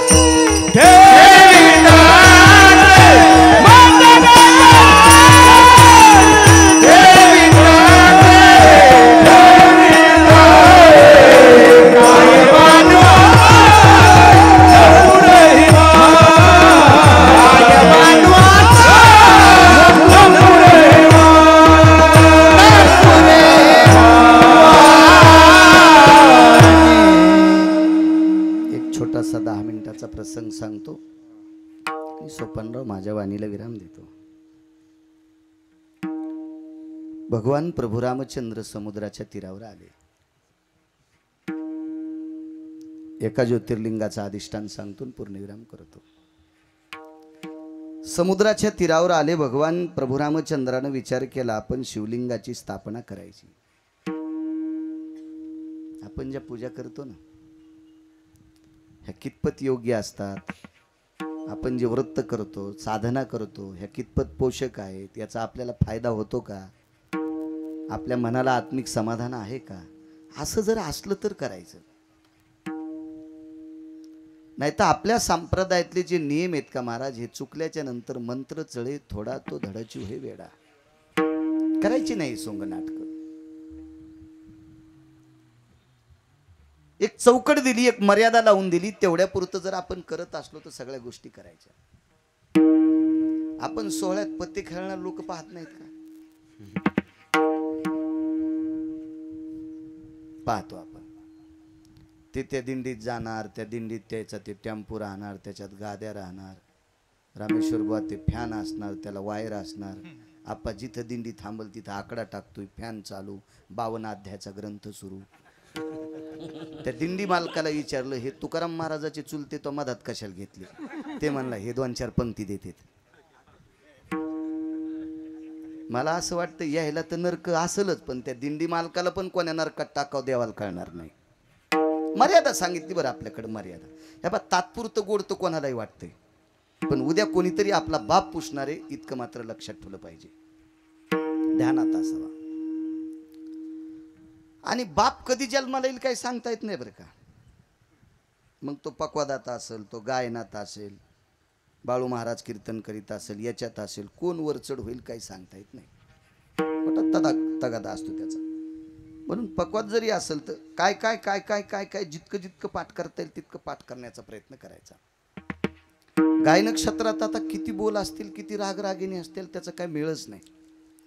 जेवढं मला वाटतं करता येईल तितकं थोडंच असेल, नाही का काकडे भाऊ? किती बी करत राहत. मी तर म्हणतो आयुष्य पुरत नसेल अभ्यासाला. मला असं वाटतं किती दिवस वाचित राहा, आयुष्य पुरणारच नाही, पुरणारच नाही. मी जितका वेळ भेटेल तितकं असं काहीतरी नवं नवं नवं नवं नवं काढीत राहतो. म्हणजे इकडचं तिकडचं उकांडे उकरून नाही, त्यासाठी पुराणच पाहतो. कारण का, ज्या पायरीवर गेलं ना काका, त्या पायरीहून जर खाली आलं तर मरण्यापेक्षा अपमान असतो. खाली येऊ नये, तिथं राहा, अभ्यास करत राहायचा. एक पैलवान 3 जिल्ह्यात गाजला, आणि 4थ्या जिल्ह्यात एक पैलवान झालं. त्याला कानात सांगितलं तिथे एक पैलवान आहे. ते म्हणलं आपल्यासारखा नाहीच. म्हणलं जाऊन पाहिजे, ते तुला आपटी तू. कोण म्हणतंय? म्हणलं मी म्हणतो. कस काय म्हणता? म्हणलं तोंडान म्हणतो. ते तुला आपटी तू पैलवान. हे गेलं, गाडी गिडी घेतली 2-4 त्याच्या संग, ते तुटलेल्या शिफ्टीवाले ते गेले. आपल्या तिथे गेल्याबरोबर म्हातारी भाकरी करू लागली. आजी पैलवान कोण? मा नातू म्हणली. तिने भरकात भाकरीचा हात छातीवर आणला. मा नातू म्हणे, 82 वर्षाची म्हातारी आप्पा ती. मा नातू म्हणजे ते पैलवान. तर हे पैलवान म्हणलं, बाबा म्हातारी बी छाती थापताय. 82 वर्षाची म्हातारी, 92 वर्षाची. कुठं गेलाय? ते म्हणले काय नाही, 1 वाजता तर लाईन चालू आहे, मोटर चालू असल्यामुळे गव्हाला पाणी देतोय, 1:30 वाजता घरी येतोय. बसा तो रक. म्हातारी भाकरी करू लागली. हे उपाशीच गेल ते बोंबलत. त्या गावात काय पोहे नाही, शिरा नाही, बर्गर नाही, पॅटीस नाही, असं काय नव्हतं. ते असं ते पॅटीस बर्गर का असतं ते, वडापाव नाही, काय नाही, काय नाही, काय विषय नाही. म्हातारी म्हणली यार बसा जेवायला. लगेच बसली. बांध्या भाकरी वाढ्या, अशा चुलीवरल्या भाकरी, कोरडी भुरकी वाढली, करा जेवण. ते पैलवानाच्या संघच म्हणलं, हिचा नातू पैलवान, तेल नाही, आणि तो आता 9 पोते काजू बदाम खाल्लीस. आणि बदाम कुटायला 2 माणसं त्याच्या आज्यान ठुलते. बदाम कुटून कुटून कुटून कुटून पाण्यात भिजवायचे, आणि असे धोत्राचे 4 पदर करून पिळायचे. चौथा खायचा नाही, नुसतं पाणी प्यायचं. रोज 1.5 किलो बदामाचे. आणि ते म्हणलं मी 9 क्विंटल बदाम खाल्ले. म्हातारी म्हणली मा नातू बदाम गिदाम काय खात नाही, हेच खारवड्या कांदे भेटले तर का बा शेंगदाणे, हे आपल्या शेंगदाण्यालाच काजून बदाम म्हणून खातो. पण अजून त्याला कोणी पाडणारा झालाच नाही. पहिलवान म्हणलं बाप्पा म्हातारी बी आगाऊची. ते म्हणलं आजी पण आम्ही कोरडी भुरकी खात नाही ना. म्हातारीच्या गाडग्यात भाजलेल्या कळडी होत्या आणि पसा कळडी सगळ्याला वाढल्या. तर ते पहिलवान म्हणलं आजी याचं ते घाण्यात न्यावं लागतात. ती म्हणली आमच्या इथं घाण्यावर जायला कोणी रिकामं नाही, आणि आरड घ्यायला कोणी नाही. माझ्या सुना कामाला असतात रानात, आणि मी भाकरीचं 2 टायमाचं करते. आरड गिर आम्हाला ज्याला तेल आवडलं का ते कळडीत पिळीत आहे. पहिलवान म्हणला आजी कशी कगडी पिळताय त्या. म्हातारी उठली, हात गीत धुतले, पदराला हात पुसला, आणि त्याच्या पात्रावरल्या कळडी घातल्या ना, अशा कर पिळल्याबरोबर पळ तेल. म्हातारी 92 वर्षाची म्हातारी होती, अशी तेलच पडलं. पहिलवानानं एका भाकरीचे 9 घास केली आणि पटपट गाडीत बसली. म्हातारी म्हणली अरे जा पण बुट घ्याला ना. ते म्हणा नको आजी, तू पहिलवानाची आजी एक कळडी पिळल्या तेल काढत तू या पहिलवानानं मला पिळल्यावर काय काय निघल. मी येतो म्हणलं आजी मी येत. त्याच्यामुळे अभ्यासच करायचा विठाला.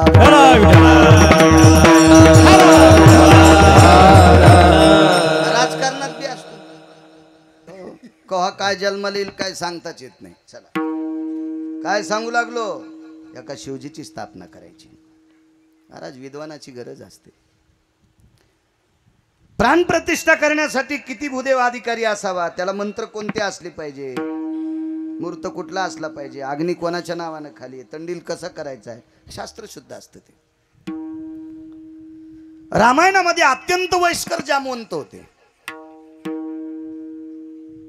प्रभू रामचंद्राने जामवंतांचा सल्ला घेतला. आदरणीय जामवंतजी भगवान शिवजीची समुद्राच्या तीरावर स्थापना करायची. आपल्याला पुरोहित कोण आणायचा. जामवंतानं सांगितलं माझ्या पाहण्यातला विद्वान पुरोहित या भारत देशात एकच आहे. त्याचं नाव आहे रावण. आणि रावणाला आमंत्रित करायचं. तर प्रभू रामचंद्रानं सांगितलं रावणाच्या विद्वत्तेच्या बाबतीत मला सुद्धा अभ्यास आहे. पण माझा आणि त्याचं भांडण येईल का. तो येईल का. जामवंतानं सांगितलं रावणाच्या आजोबापासून माझा संबंध चांगला. कारण वयस्कर जामवंतच होते बरं का. रामायणात जामवंता इतकं वयस्कर कोणीच नव्हतं. म्हणून प्रभू रामचंद्रांनी त्यांच्यासोबत कुस्ती खेळायचं टाळलं होतं. ती पुढे कुस्ती खेळली जामवंतीच्या लग्नाच्या वेळेस. एवढे वयस्कर होते ते. आणि मग जामवंत ज्या वेळेला लंकेत जातात त्यावेळेला रावणानं पाहिल्याबरोबर रावण शिंहासन सोडतो आणि बाजूला बसायची व्यवस्था करतो. त्यावेळेला बऱ्यापैकी राक्षस म्हणले हे प्रभू रामचंद्राच्या पक्षात आहे. वळवळ करू नका म्हणले. हे कोणाच्याही पक्षात असू द्या पण माझ्या आजोबाचे मित्र आहेत. यांचा आदर करणं गरजेचं आहे. बसले आणि रावणाने विचारलं काय काम आहे. काही नाही एकच काम आहे म्हणले. मर्यादा पुरुषोत्तम रामचंद्रांना समुद्राच्या तीरावर भगवान शिवजीची स्थापना करायची. आणि पौरोहित्य करण्यासाठी माणूस आता ते जंगलातून आले आणि त्याला कोण सापडेल. आणि मी तुमचं नाव सुचवले. माझी इच्छा आहे तुम्ही पौरोहित्य करण्यासाठी यावा. रावणानं सांगितलं काय हरकत नाही. हे पण रामायणात पाहायचं नाही. आताच सावध करतोय. शिवरात्रीमुळे सांगायलो तुम्हाला. हे पण रामायणात बघायचं नाही वेगळ्या पुराणात. रावणानं विचार केला एखादी व्यक्ती जर जंगलात असेल. राम जंगलात आहेत. वैर विरोध सोडून द्या. विरोध विरोधाच्या जागेवर असेल. तुमचा वाद वादाच्या जागेवर असेल पण सत्यकर्मात साही झालं पाहिजे. वनवासात राम आहेत आणि त्यांना जर शिवजीच्या लिंगाची स्थापना करायची असेल तर आपण मदत करणं गरजेचं. आपण पुरोहित कसले काय हरकत नाही म्हणजे मी पौरोहित्य करण्यासाठी येतो. मंत्रोच्चार करण्यासाठी येतो. तर जामवंतानं सांगितलं रामचंद्रांनी सांगितलं सामुग्री काय लागल. म्हणजे खारका किती लागतील. वाट्या किती लागेल. बदाम किती लागतील. हळकुंड किती लागतील. खोबरं किती लागेल. खडीसाखर किती लागेल. तूप किती लागेल. काय किती लागेल. रावण किती विद्वान होता पहा. रावणाला रावण्या म्हणणारा मीच आहे. आणि विद्वत्ता सांगणाराही मीच आहे. कारण रावणाला रावण्या का म्हणायचं. ज्ञानोबाराय तुकोबरायच्या चौकटीत बसत नाही. जायू तू माते न करी साया सामी विष्णुदास तैशनो. म्हणून रावण या पेपरमध्ये नापास झाला. म्हणून इतकं. पण रावण विद्वान किती होता पुढे पहा. रावणाने जामवंतांना सांगितलं गुरुवर्य एखादा यजमान जर वनवासात असेल आणि त्याला जर देव करायची इच्छा झाली असेल तर त्याच्या देवाला जे साहित्य लागते ते पुरोहितानं पुरवायचं असते.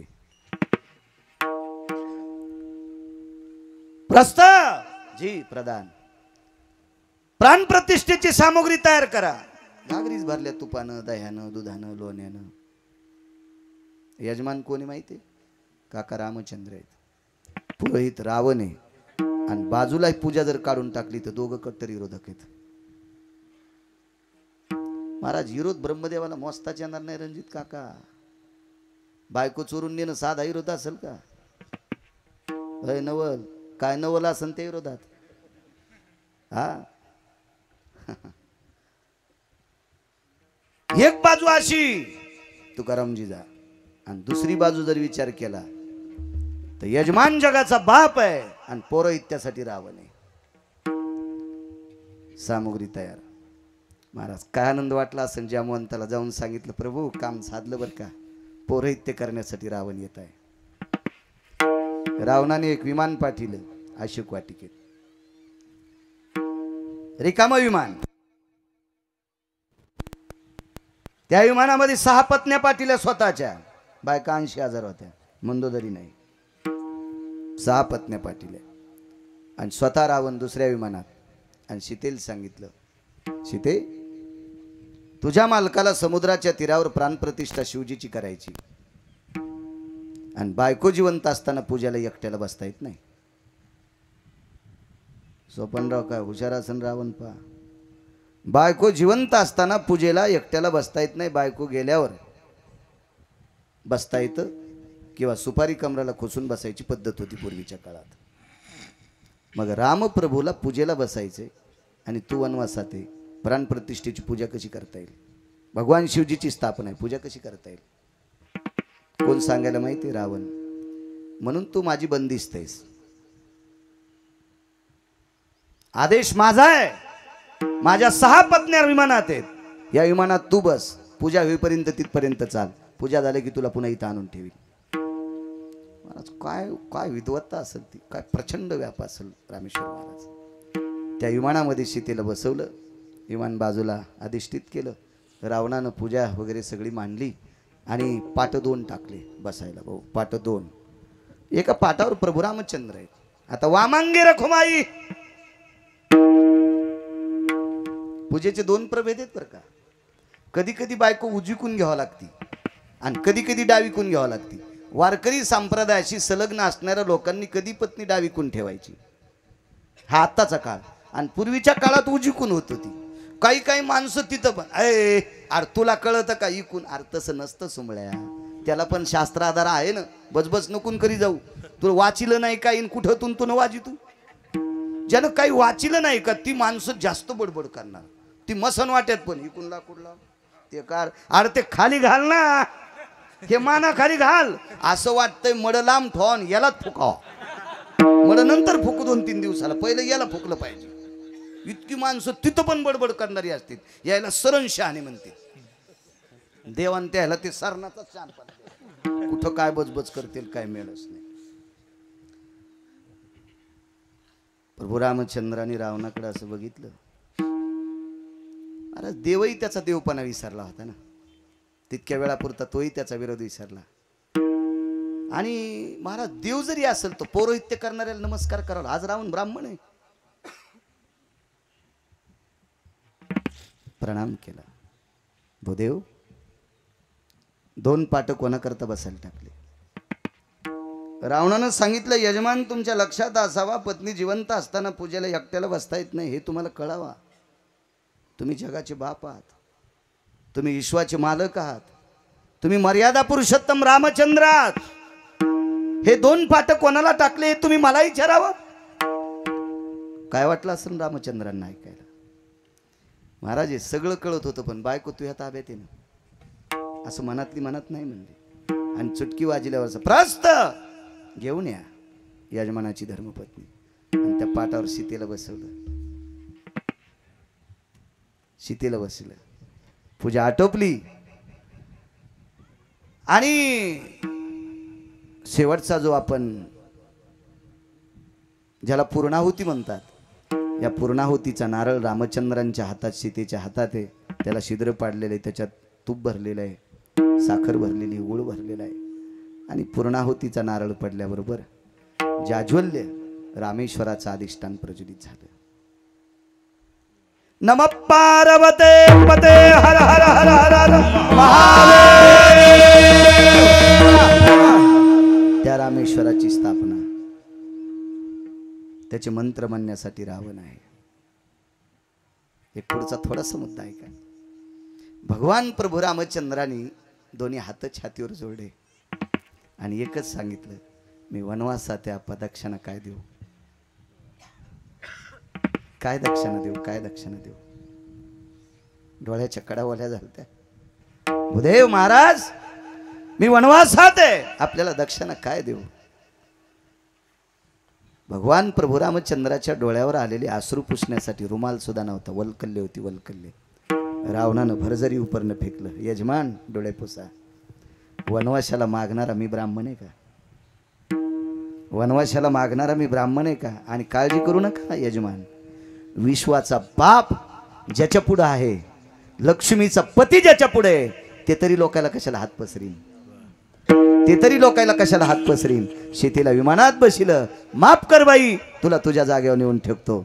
आता यजमानाचं काम संपलं आणि ब्राह्मणाचं काम संपलं. आता आम्ही वैरवतोय. पूजा इतकीच बघा, इतक्या साधनेत केलेली पूजा, अशा तत्वात पूजा असली पाहिजे. कायवानो आधान पुरे हे वाणी, कायवानो आधान पुरे हे वाणी, कायवानो आधान पुरे हे वाणी, कायवानो आधान पुरे हे वाणी. मस्तकाचरणी ठेवितसे, मस्तकाचरणी ठेवितसे, मस्तकाचरणी कायवानो आधान पुरे हे वाणी, कायवानो आधान पुरे हे वाणी.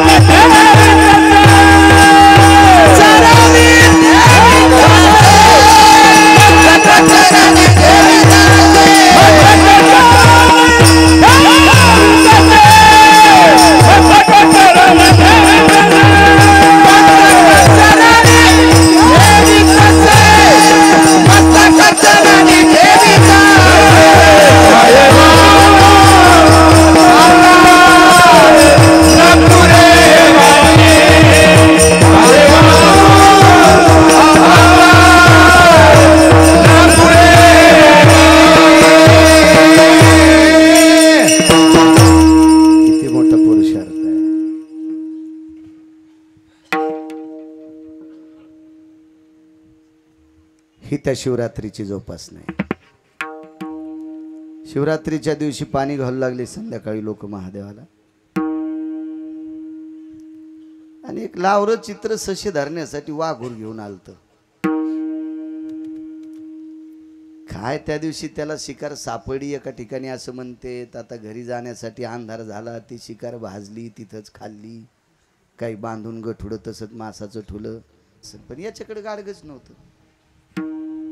आपण जी करतो का त्याच्या पाठीमाग सिद्धता असली पाहिजे, भाव असला पाहिजे, श्रद्धा असली पाहिजे.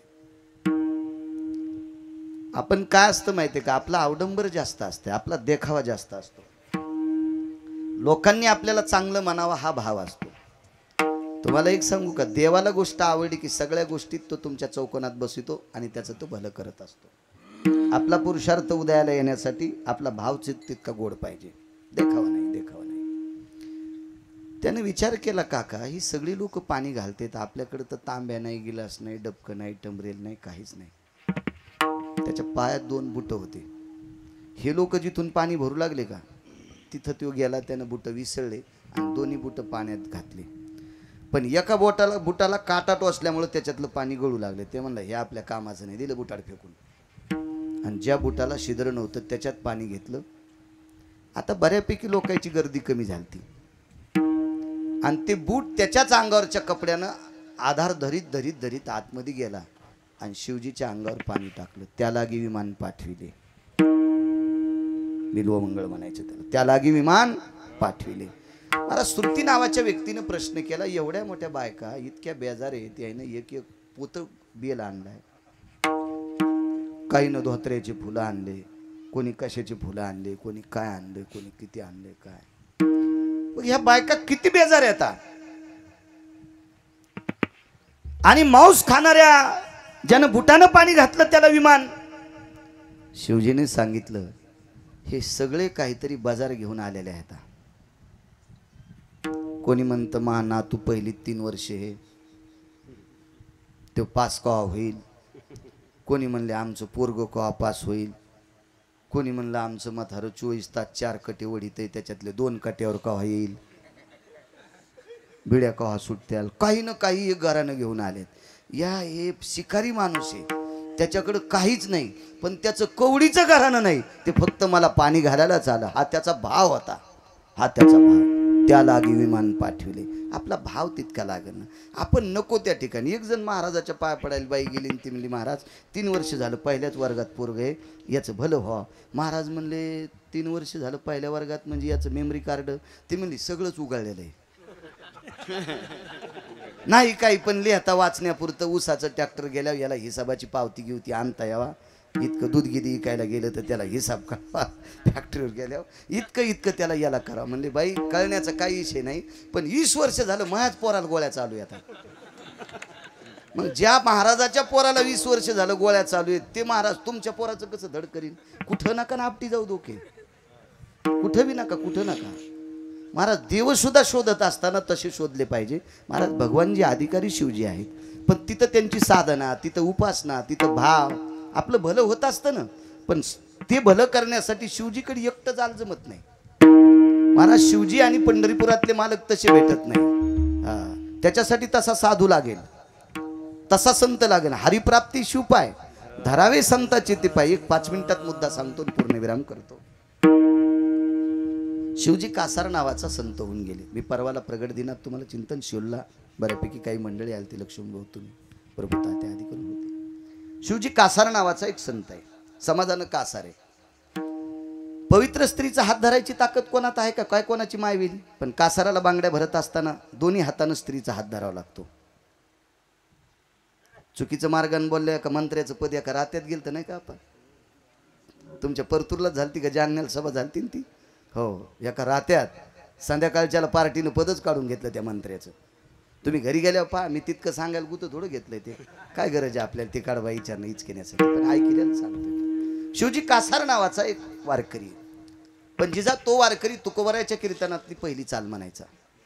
पुढे चाल म्हणायची गंगाजी मवाळ आणि पाठीमागं चाल म्हणायची शिवजी कासार.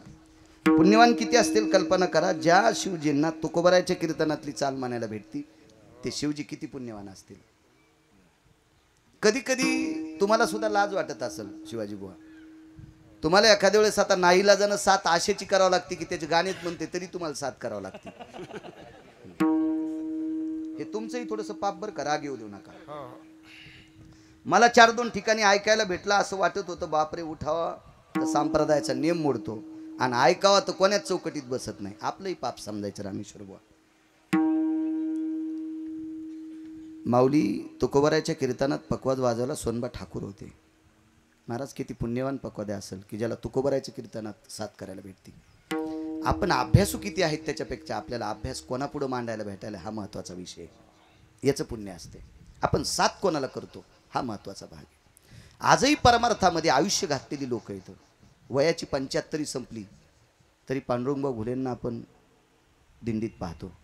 आदरणीय नामनिष्ठ पांडुरंगजी बाबा घुले ते वारीत चालतात. 75वी संपली. आदरणीय बंडातात्यांचं वय जर पाहिलं, त्यांना एक आजार झाला.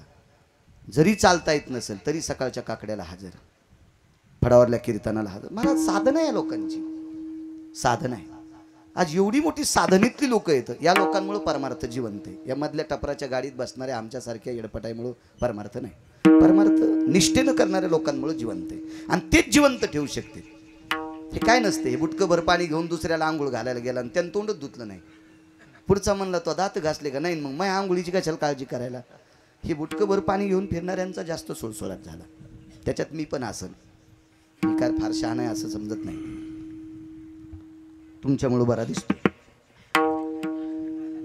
शिवजी कासार नावाची वारकरी होते. मला सोनबा ठाकरांनी प्रश्न केला, शिवजी तुम्हाला तुकोबरायच्या कीर्तनात चाल म्हणायचा योग आला, तुकोबराय सारखे महात्मा तुम्हाला सापडे, पुण्य कोणते?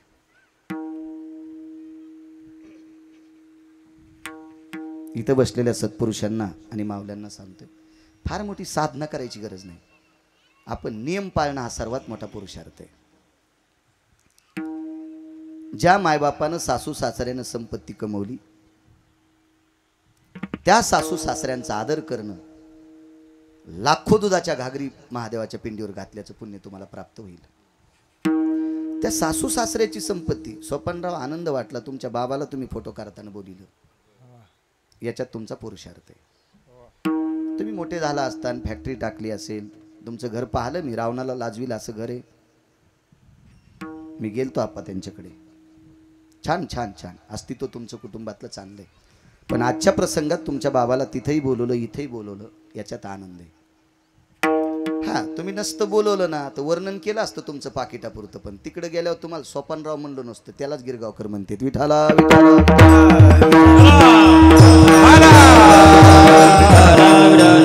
कारण पैशाने विकत घेणारे असे मी महाराष्ट्रातले कोंबडे पाहिलेत. आणि पैसा हा वळवळीनं कधीच भेटत नसतो. पैसा जर वळवळ केल्यानं भेटला असता तर वैकुंठवासी वक्ते बाबा म्हणायचे आडत्यापेक्षा हमाल जास्त काम करते आपण. मग श्रीमंत हमाला असतो का आडती? आडत्या प्रारब्ध. संप्रदाय सुद्धा वळवळ करायची नाही. हे करू का ते करू का आमक करू का तमक करू का याच्यावर जळू का त्याच्यावर जळू त्याच्यावर रिस्तू टाकू का याच्यावर पेंढ्या टाकू यानं काय होत असते? मला सांगा दुसऱ्याला जास्त 400 टन ऊस झाला म्हणजे संध्याकाळी म्हशी घातल्यानं आपला वाढत असतो का? त्यानं काय खतं घातले ते आपल्याला घालावं लागते ना. हे करायचंच नाही. अन्न मानधन येतो प्रारब्ध आधीने. तुम्ही घेतलेली बैल बांधून वैरण खातील मका चारीत असताल पण बांधून ना. आणि आकाश देवाला सोडायला काठाळ्या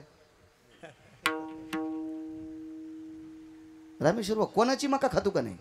मग असे काही कठाळे समजायचे तुम्ही नका नादी लागू द्यायचे. ते कठाळे येत ते नशीब घेऊन आलेले येत. आपण आपल्या साधनेत करायचं. महाराज एक न एक दिवस विटेवरचा मालक इतका कृपाळू आहे.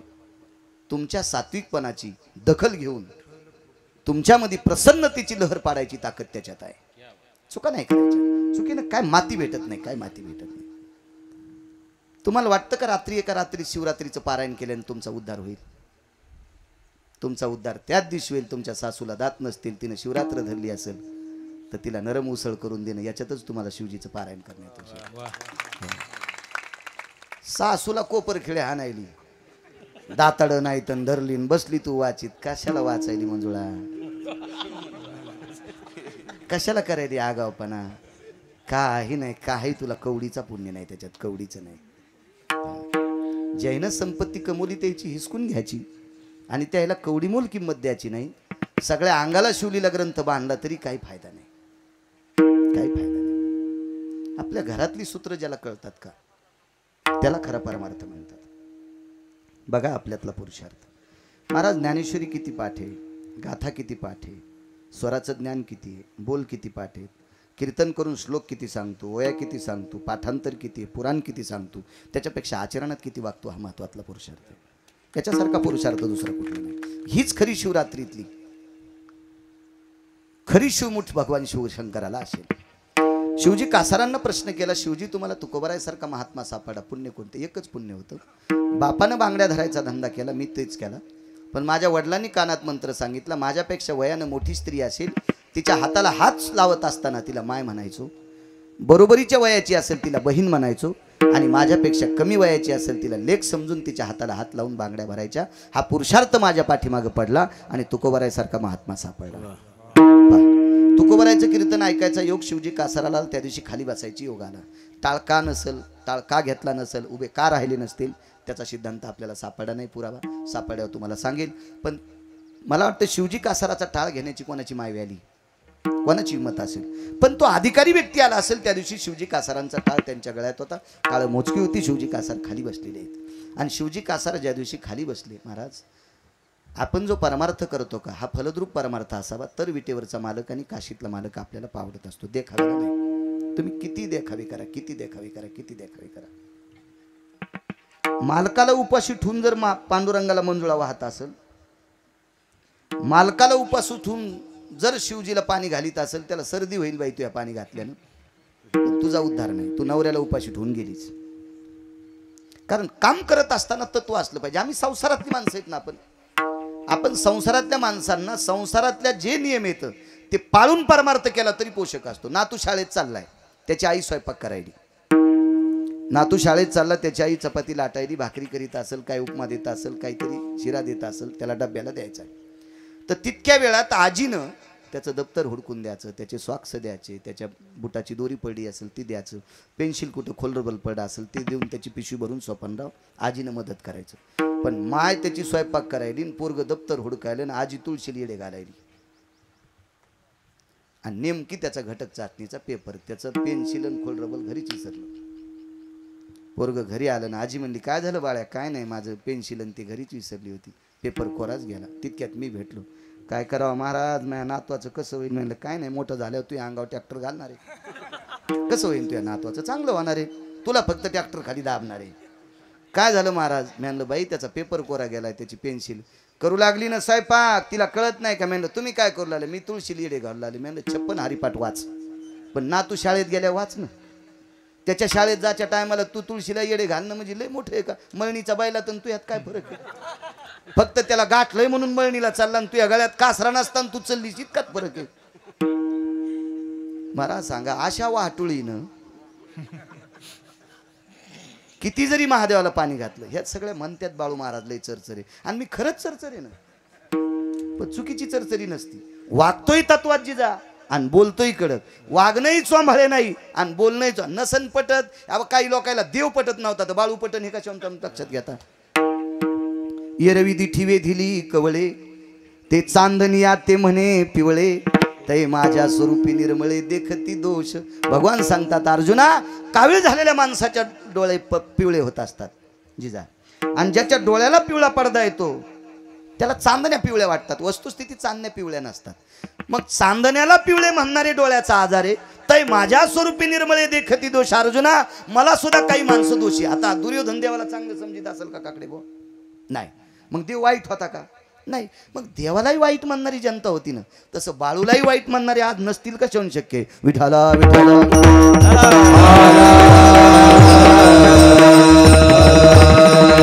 कर्मणो कहनो गती माणसाचा पुरुषार्थ कसा कामी राग येऊ देत जाऊ नका माझ्या माईंनो याच्याकरता तुम्हाला कडक स्वभावात बोलतोय हा जिजा या देशातलं नाविन्यपूर्ण स्थान कोण असेल त्या देशातली स्त्री आहे माझ्या माईंनो पुरुषार्थ परमार्थ एखाद्या वेळेस चुकेल कारण मुंगळे नीट चलतच नसतील लाईन मध्ये चालतात कोण मुंग्या लाईन सोडित नाही तुमच्यावर एवढे बॉम्ब टाकतो याचा अर्थ माझा तुमचा राग आहे असा विषय नाही त्याचं कारण सांगतो या देशाची संस्कृती घडायची ताकद तुमच्या हातात आहे तुम्ही चुका करता कामा नये मी जरी महाराष्ट्रात कीर्तन करीत असेल तरी माझ्या मुलाला किती वेळ देऊ शकतो काका मी मोजका तुम्ही सुद्धा बसलेली माणसं घरी किती वेळ देऊ शकतात थोडा सगळ्यात जास्त वेळ रामेश्वर बुवा कोण देऊ शकते त्याची आई म्हणून या देशाची स्त्री किमान 75% तरी सूत्रबाज असावा नेम चुकता कामाने सगळा पुरुषार्थ तुमच्या हातात आहे या देशाची मान जर उंचावली असेल तर कोणी तुमच्यातली पद्मिनी नावाची स्त्री होऊन गेली पद्मिनी नावाची स्त्री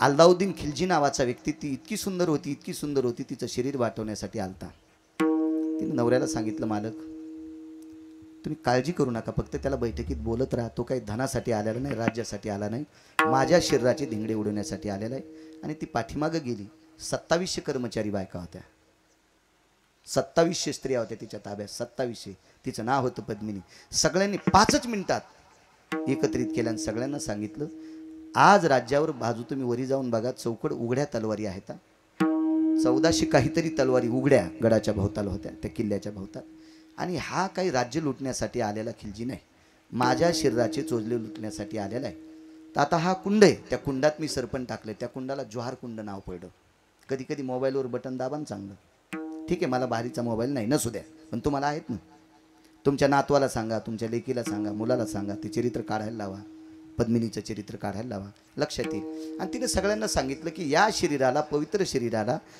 त्या खिलजीचा हात लागू नये आणि चंद्र सूर्य तोपर्यंत हिंदुत्वाच्या स्त्रीला कलंक लागू नये म्हणून या कुंडामध्ये सरपण टाकून मी जाज जोहार करून घेणार त्या कुंडाला जोहार कुंड म्हणतात 2700 मधल्या 22 स्त्रिया बाजूला सरकल्या काम करणाऱ्या 2200 स्त्रिया त्यांनी सांगितलं मालकीनबाई तुमच्या शरीराला वाटवण्यासाठी खिलजी आला पण त्याच्यासोबत हजारो सैन्य हे हजारो सैन्य आम्हाला सोडणार नाही मग तुमच्या सानिध्यात राहणाऱ्या सुद्धा आम्ही किती पवित्र आहेत 2701 तिने आधी उडी टाकली आणि या 2700 बायकांनी त्या कुंडात जोहार करून घेतलंय ह्या देशाची मान इतकी उंचावली त्याच्यातले तुम्ही आहात म्हणून माझ्या वारकरी संप्रदायाने दखल घेतली राज्य राणी व संपत्ती या देशाची श्रेष्ठ संपत्ती कोण असेल तर तुम्ही आहात मी कधी सांगत असतो बायकांनी महाराजांच्या पाया पडण्यापेक्षा नवऱ्याच्या पडत जा अजय लबडे नावाचा एक गरजा महाराष्ट्र चॅनलवाला पोर आहे त्यानं मला सांगितलं बाबा तुम्हाला कमेंट आली काही बायका म्हणल्या आमचा नवरा पाया पडून घेण्याच्या लायकीचाच नाही त्याच्या पडावा कसं ही तुम्हाला कमेंट आली आता मला तर काही मोबाईल नाही काय टाकायचे असेल टाकी जा तर ते म्हणलं आमच्या परिसरातल्या बायका आहेत त्यांनी टाकली, आता इथं कीर्तन तिथं तिथं शंका, राजूर गणपतीत शंका दूर केली की नवरा नालायक जरी असला तरी पाय का पाडा. त्याचं कारण सांगतो. नवऱ्यानं नालायकपणा केल्यावर जर बायकोनं नालायकपणा केला तर दोघंही मारताल, त्याबद्दल काही दुमत नाही. पण परिणाम काय होतो माहिती आहे का? तुमच्यापासून निर्माण झालेल्या निष्पाप वासरांचा उन्हाळा होतोय. तुम्ही जन्माला आणलेली जी लेकरं आहेत का, हे निष्पाप वासर आहेत, निष्पाप वासर आहेत. नवऱ्याच्या माईच्या बापाच्या नालायकपणामुळं त्या दोन्ही निष्पाप लेकरांचा, तुम्हाला किती मुली असतील किती मुलं असतील काय, या निष्पाप वासरांचा उन्हाळा होऊन जातो. म्हणून शास्त्र असं सांगतं की मुंगळ्यानं जरी लहानपणा नाही घेतला तर मुंगीनं घ्या. नवरा जरी नालायक वागला तर पत्नीनं लहानपणा घ्या. आणि त्या लहानपणात महाराज पक्षीन जशी आपल्या पंखाखाली पिलांना सांभाळते, आई सुद्धा लेकरांना मोठं करू शकते. छत्रपती शिवाजी महाराजांना नुसते वडील होते, कृपा काय होती? आधार तर आईचाच होता, आईचाच होता, आईचाच होता. महाराज या देशाचा राजा घडवला, आईनं घडवला. धर्मनिरपेक्ष राजा महाराणा प्रताप घडवले, आईनं घडवले. महाराज किती मोठा पुरुषार्थ आहे तुमच्यातला. म्हणून तुम्ही लहानपणा घ्या, आपल्या बाळांसाठी लहानपणा घ्या, आपल्या मुलीसाठी लहानपणा घ्या, आपल्या मुलासाठी घ्या.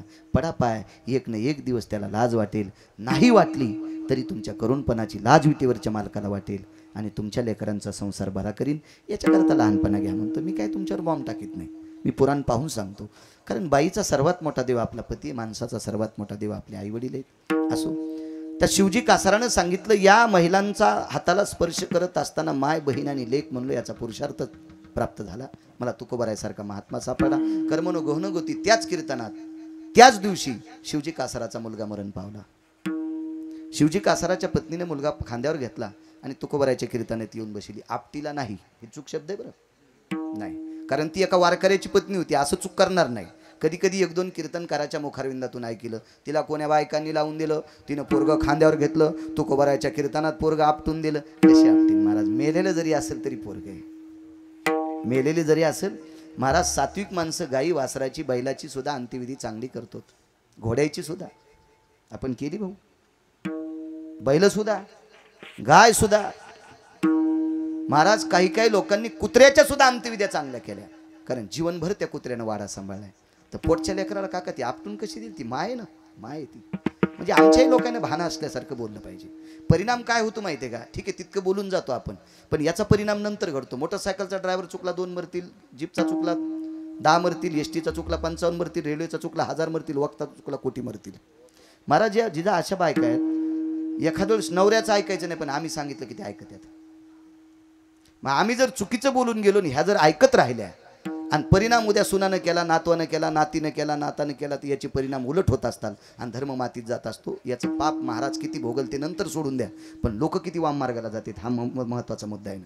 त्याच्यामुळे चुकीचं बोलायचं नाही. खांद्यावर मुलाचं प्रेत घेतलं, तुकोबारायच्या कीर्तनात बसली. त्यावेळेला एवढी गर्दी तुकोबारायच्या कीर्तनाला नव्हती, कारण काळ तसा नव्हता आकाश महाराज. आणि मांडीवर पोरगं घेतलं, डोकं मांडीवर आहे, शरीर खाली आहे, मोठं पोरगं होतं, थोडंसं रडू लागली. शेजारणीने विचारलं बाई रडता कशा करता? काय नाही म्हणे माझा मुलगा मरण पावला. मग मेलेला मुलगा इथं कसा आणला? याच्याकरता आणला बाई. छत्रपती शिवाजी महाराजांच्या मांडीला मांडी लावून बसलेली जी व्यक्ती आहे ती या मुलाचे बाबा आहेत. त्यांना सांगायचंय आपला बाळ गेलाय. मी सांगू का तुकोबारायला कीर्तन? नको म्हणे.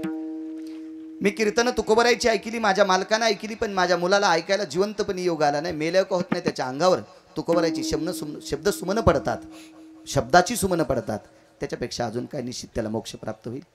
आणि तुकोबारायला महाराज सगळ्यांना कळतं, त्या अर्थी तुकोबारायला का कळत नसावं? तुकोबारायने डोळे झाकले, विठ्ठल विठ्ठल भजन चालू होतं आणि विटेवरच्या मालकाला विनंती केली, ज्यांना आयुष्यभरात स्वतःची पत्नी सोडून जगातल्या प्रत्येक ज्येष्ठ स्त्रीला माय म्हणाला, बरोबरीच्या स्त्रीला बहीण म्हणाला आणि कमी वयाच्या स्त्रीला लेक म्हणाला, असा जर ज्याचा वारकरी संप्रदायातला पुरुषार्थ असेल आणि त्याचा एवढा मोठा गोड भक्तीतला पुरुषार्थ असून माझ्याच कीर्तनात त्याच्या पोटाचं प्रेत पडावा, देवा मी सुद्धा वाम आहे का रे? महाराज विठ्ठल विठ्ठल भजन संपलं, कीर्तनाला सुरुवात झाली. कीर्तनात तुकोबाराय बोलत होते, तेवढ्या अवकाशात झोपीतलं उठावा असं मेलेलं पोरगं उठतं, आईचे डोळे पुसतंय. आई तू का रडती ग? महाराज किती मोठा शिवजी कासाराचा पुरुषार्थ आहे. काय वानू आता न पुरे वाणी, मस्तक चरणी ठेवी तसे विठोबार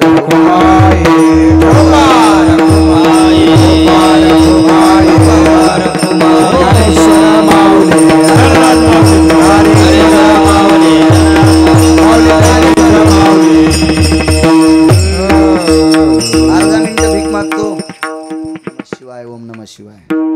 नमः शिवाय ओम नमः शिवाय हर हर बोले नमः शिवाय नमः शिवाय ओम नमः शिवाय हर हर बोले नमः शिवाय.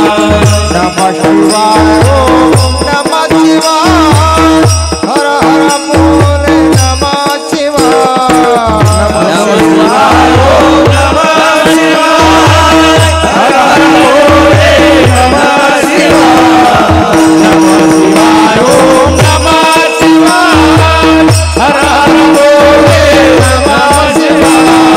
नमः शिवाय ओम नमः शिवाय हर हर बोले नमः शिवाय. नमः शिवाय ओम नमः शिवाय हर हर बोले नमः शिवाय. नमः शिवाय ओम नमः शिवाय हर हर बोले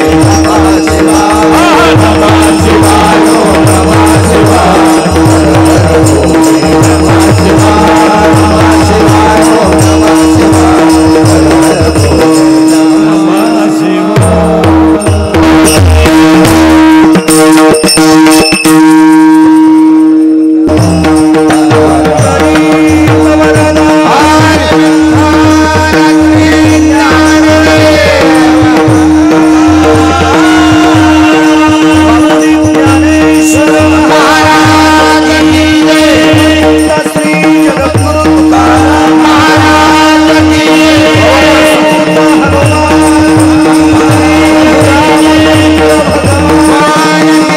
शिवाय ओम नमः शिवाय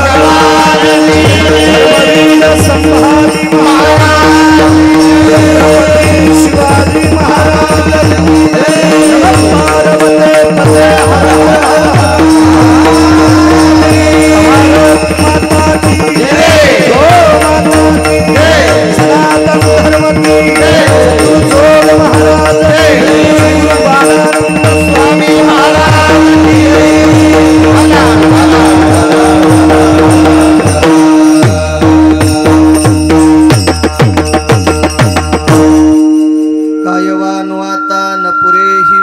मस्तक चरणी ठेवी तसे थोरी वसांडिली आपुली परिशे नेने शिव कैसे लोखंडाची.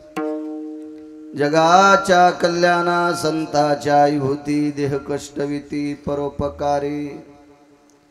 भूताची दया हे भांडवल संता आपुली ममता नाही देही. काय वानवाता न पुरे ही वाणी मस्तक चरणी ठेवी तसे. तुका म्हणे सुख पराविया सुखे अमृत हे मुखे स्रवतसे. काय वानवाता न पुरे ही वाणी मस्तक चरणी ठेवी तसे. नमो विठ्ठला राजया पांडुरंगा. नमो रुक्मिणी माऊली ज्ञान गंगा. नमो पुंडलिका. नमो चंद्रभागा. नमस्कार माझा रुक्मिणी पांडुरंगा. पांडुरंगा करो प्रथम नमन पांडुरंगा करो प्रथम नमन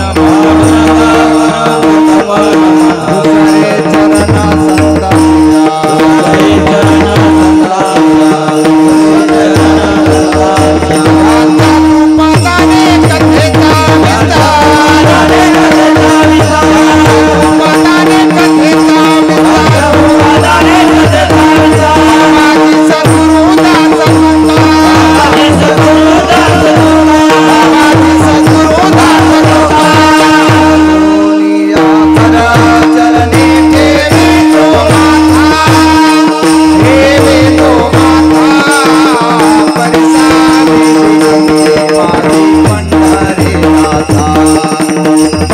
Hari